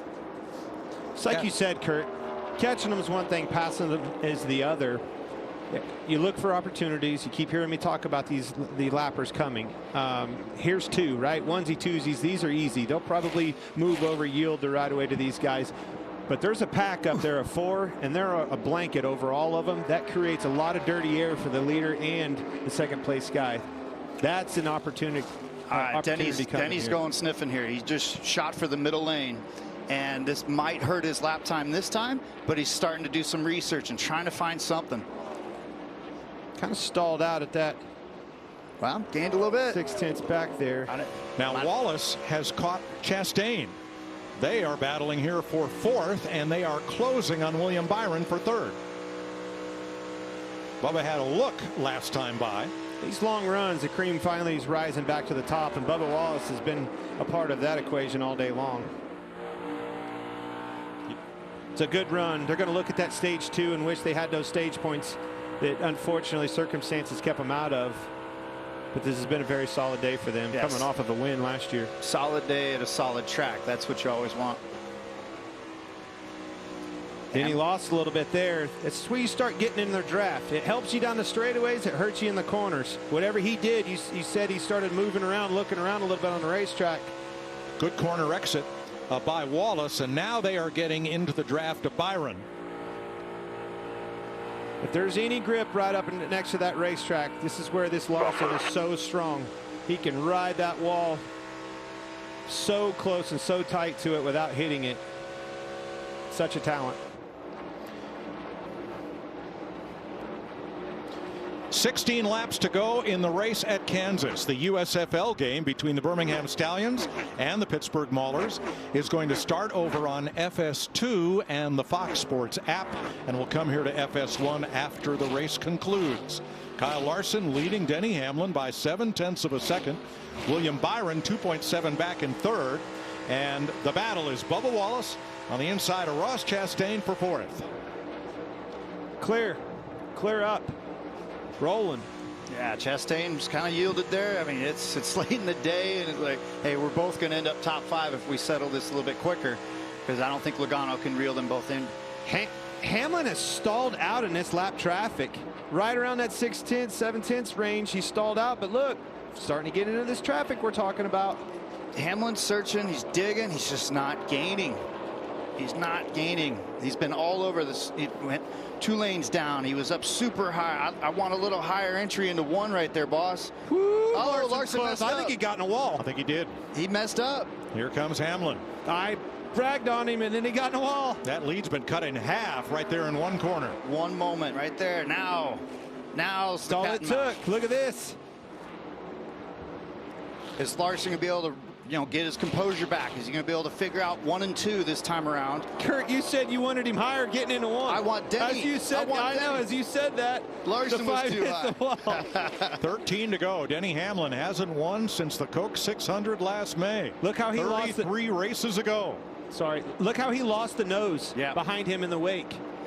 So there's a mean bump. There's a mean bump right by the stoplight there, and just unloads the car. We've seen some people have trouble there. Larson found it. I think he got loose in. The car looked like it was dancing and nervous, getting in out from underneath of him a little bit. Chased it up the racetrack, got in the wall. No harm, no foul, though. This thing's still fast. Actually started to gain back just a little bit of time on him. They're driving for everything they've got. Larson's starting to see him in the mirror. Denny's trying to make sure he finds clean air. He's going to slip up here. Denny Hamlin trying to break that winless streak, during which Kyle Larson has won 4 times. Now this exit of 4 is going to be tough. Can Denny hold it off the wall and keep his momentum? All right. Lost a little bit. Gain getting in, lost a little off. Looks like a net advantage, though. Yep. Slipped up back to 2.7. Right there, he's completely in the wake. Let's see what happens here out of this corner. Well, you're definitely not going around that 5. So him moving to the bottom, trying to figure out the 3 and 4. I think his opportunities over here in 3 and 4 if he can get it. Starting to get into those lappers that are going to be harder to come by. As long as they yield that outside to the leader, Kyle Larson's in a good situation. The minute somebody tries to race him and stays on the outside, we're in trouble. Yep, or you mispredict which lane they're going to choose. You really got to look ahead and understand which lane they're going to give you, or you got to make that commitment to just make the move and go around them. That's a timing thing too. Do not catch them in that inopportune time. You have to catch them before you get into the corner. Don't want to catch them in the center of the corner. And you don't want to catch them on the exit and lose your nose. Not a lot of traffic ahead now. Just a couple of cars single file, half a straightaway away, coming to 9 laps to go. Whew. Well, one of these heart rate's up. One of these guys has won this year. One of these guys hasn't. Denny is hungry. Turn it. I like that lane that Denny's using right there. Splitting that seam. You have to. Kept good momentum behind him in that wake. That's where I was able to pass Larson last year. You did. It was almost exact same move right there. This is the toughest part of the track when you're on the lower side. It's the exit of 4 for Denny. Whoa, he lost the nose hard. 8-4 here. 8. He's there, though. I think it happens in 1 and 2, just like yours did, if it happens. Let's see what we have here. Oh, look, Larson answered a call, moved down and blocked that lane. Down a little lower. Look at the difference it made. Denny had to lift. Caught him by surprise a little bit. Good heads-up driving, a little mirror driving, a little help from the spotter, I'm sure. Or a memory. Now look at Denny, super high entry, and he's going to try to carve it down a little bit and have a little extra space. Well, Larson's loose. He got wiggled again off of 4. I think that's exactly what's going on with that car. Starting to free up. Keep putting the gas on it. Look at the momentum gain. 11, big momentum gain. I like that move by the 11. It's not going to net him much, but you're going to lose the least amount. Lap cars ahead if you could position yourself and use one as a pick. They stayed up. That's exactly what I was talking about. Here's the opportunity for Denny. See those cars stayed up, forcing Larson out of his groove. Yes, see if they do this down into 1 and 2. When they start racing for their position to stay on the lead lap, that's when business picks up. Here we go. You got to predict. You got to know. Larson. See, they stayed up. Larson had to move. Denny moves up. See if that momentum. Watch the momentum on exit. Here he comes. It's going to help the 11. How many times do you get a moment to make a move? What's Larson going to do?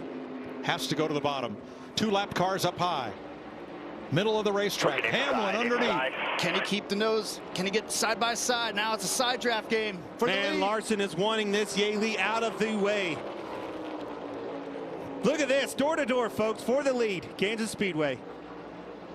I mean, this is like a mirror image of last year. Yaley goes to the bottom. Larson goes back to the outside, gets that momentum. Here comes the run. He's going to get cleared from Yaley, too, as Denny slipped up. That was a great opportunity that swung in the 5's favor.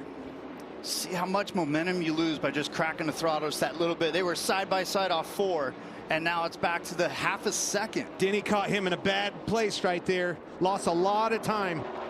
Went from door to door to almost 3.5 tenths. 4 to go. Looks like Gilliland yielded there. 2 great drivers who are also both great at Darlington, where we go next week for Throwback Weekend. Larson's loose. He is. Sideways again in the middle of 1 and 2. Denny's there. He's hungry. Can he pounce on it? Nice and light on entry. Denny's moved his entry up really high, getting into 3. Look at the momentum he comes across. If he can keep the nose down. Larson's having trouble, too. That's where you got to make your move. These are those opportunities. What are you going to do? Larson can't get in the corner very good because he's loose. Woo. Clear track ahead. Denny just struggling a little bit off, too. But Larson's, see, he's playing with that throttle. Closest he's been. It's going to take a dive bomb. Will he go for it? Bumper, getting ready to look Here he comes. Inside. Clear track ahead. Hamlin on the bottom. Now Larson will have the momentum coming off the top. Denny's going to have to lift again. 2 to go. Denny was patient there. Is there still time? Great racing. This would be a huge corner for Larson if he's got it to keep it underneath him. He's been loose. 2 to go, and they will catch more traffic before the checker. That Larson found something on the outside of 1 and 2. Went back up right up against the wall, rim riding. Likes it up there. Found some speed. Denny's no lappers in the way. Denny's played nice so far. He's played nice so far. All right, off turn 4. White flag in the air. 1 lap to go. Sponsored by Credit One Bank. He's going to have one more chance getting into 3. That's where it's going to come. He's right to the bumper of him. Take him now. Take him now. He's going to get to him, get him loose. He is loose. Got him loose. He got to wiggling. They're going to be side by side. But then he had to lift. He did. Oh, he turned him. And Larson's in the wall. Oh, my gosh. Barely tapped him. Run, Denny. Oh, goodness gracious. Denny Hamlin comes sailing off turn number 4. Sure did. To the checkered flag. Hamlin wins Kansas after a fierce battle with Kyle Larson, who finishes 2nd. Took it from him. Literally took it from him. That's pretty uncharacteristic for Denny. You usually don't see anybody get in anybody. Nah, he played it like a chess game. He played it like a chess game. There's times when you make those moves and you have to lean on it just that little bit, but he waited, and it happened. Well, he made it happen. He drove up and put the pressure on, got him loose. Took advantage of Larson getting loose in the middle of that corner. I don't think he laid the bumper to him, but he was close enough that he forced him loose. Tires are so old. That was a masterful job by both drivers. One of the greatest finishes here at Kansas. See, he never touched him there, but he did here. It did there, but that Kyle was into the wall too. That's just two guys going for it. Yep. That's a hell of a race. That's what that is. First ever last lap pass for the win at Kansas Speedway. My gosh, I'm wore out, Kurt. Who else? Hey, let's clean some stuff up. William Byron from 2 laps back finishes 3rd. Bubba Wallace with his 4th place finish. Logano in 6th. Unbelievable. 2 guys putting it all out on the line. What an unbelievable save by Larson. That is a huge save to come home in 2nd. Well, to bounce off the wall as hard as he did, that car should have been wrecked in the inside wall. 49 Cup Series wins for Denny Hamlin. That ties him with Tony Stewart for 15th on the NASCAR all-time list. First win in 33 starts. So, of course, first of the season. And it's his 4th Kansas win. Joe Gibbs, back-to-back victory lanes. Dover with Truex, Kansas with Hamlin. Good car. Fastest car just won this race. He was the best car all weekend long. That Larson boy, he was hanging out, loose as can be, did everything he could do. What a battle.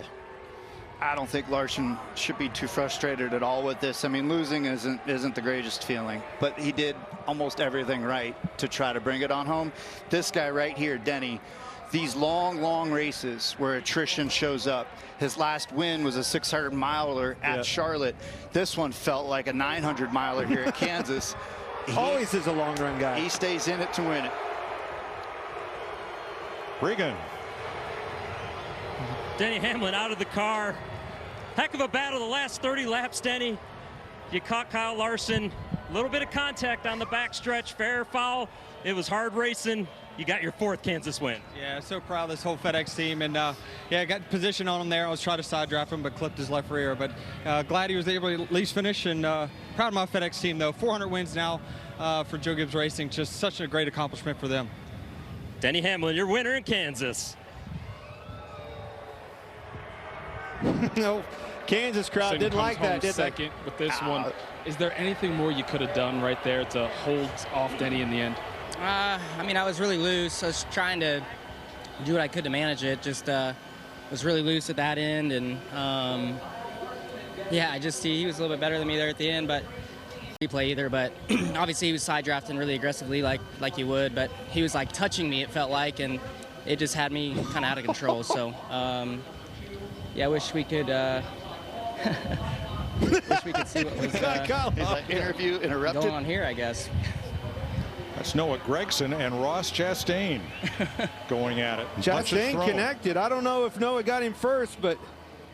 Wow.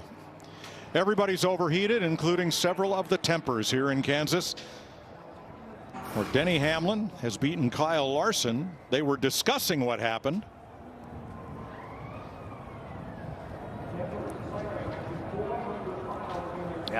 Yeah. Grab somebody, and it's going to come back the other way. And tempers overflowed.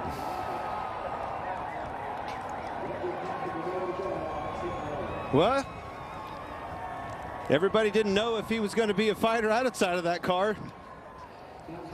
Proves that wrong. We got that settled. Here's the likely led to that discussion and confrontation. It's a tough track, tough place, tough day. Lots of tempers for everybody. I bet. Again, Chastain finds himself in weird spots, but Noah says, you know what, I don't want anything of this. I learned from all those Vegas Bush boys how I want to settle some stuff. Noah's awesome. You gotta love the kid. Denny Hamlin rolls into Ruoff Mortgage victory lane. And here's Regan. Well, Ross Chastain down here finishing up a radio interview right now, but as we went there, those restarts at the end were incredible. So hats off to our team. What about the contact with Noah? No comment. All right, there you go. Ross, we saw the tempers afterwards there between you and Noah Gragson. What took place in your eyes? I got tied off of 4 for sure, and Noah and I have a very similar attitude on the racetrack, and we train together, we prepare together, we know each other's every little bit about each other. So, yeah, I definitely crowded him up off of 4, and he took a swipe at us in 3, and then came down, grabbed a hold of me, and a very big man once told me we have a no push policy here at Trackhouse. So hats off to everybody at Advent Health for come here in Advent Health 400 and fight for a top 5. There was times in the race where we did not have the grip and the balance in the car to do that. A couple good restarts at the end, and perfect match set of tires by Phil Surgeon. It's a heck of a fight from this group. Thanks, Russ. Chastain finished 5th, while the 42 of Gregson was 5 laps down. NASCAR Race Hub weeknights, we're headed for Darlington next weekend. Next Sunday on FS1, race day at 1:30, and the Cup race from Darlington at 3 p.m. Eastern Time next Sunday. Coming right up on FS1, the Birmingham Stallions versus the Pittsburgh Maulers. Keep it right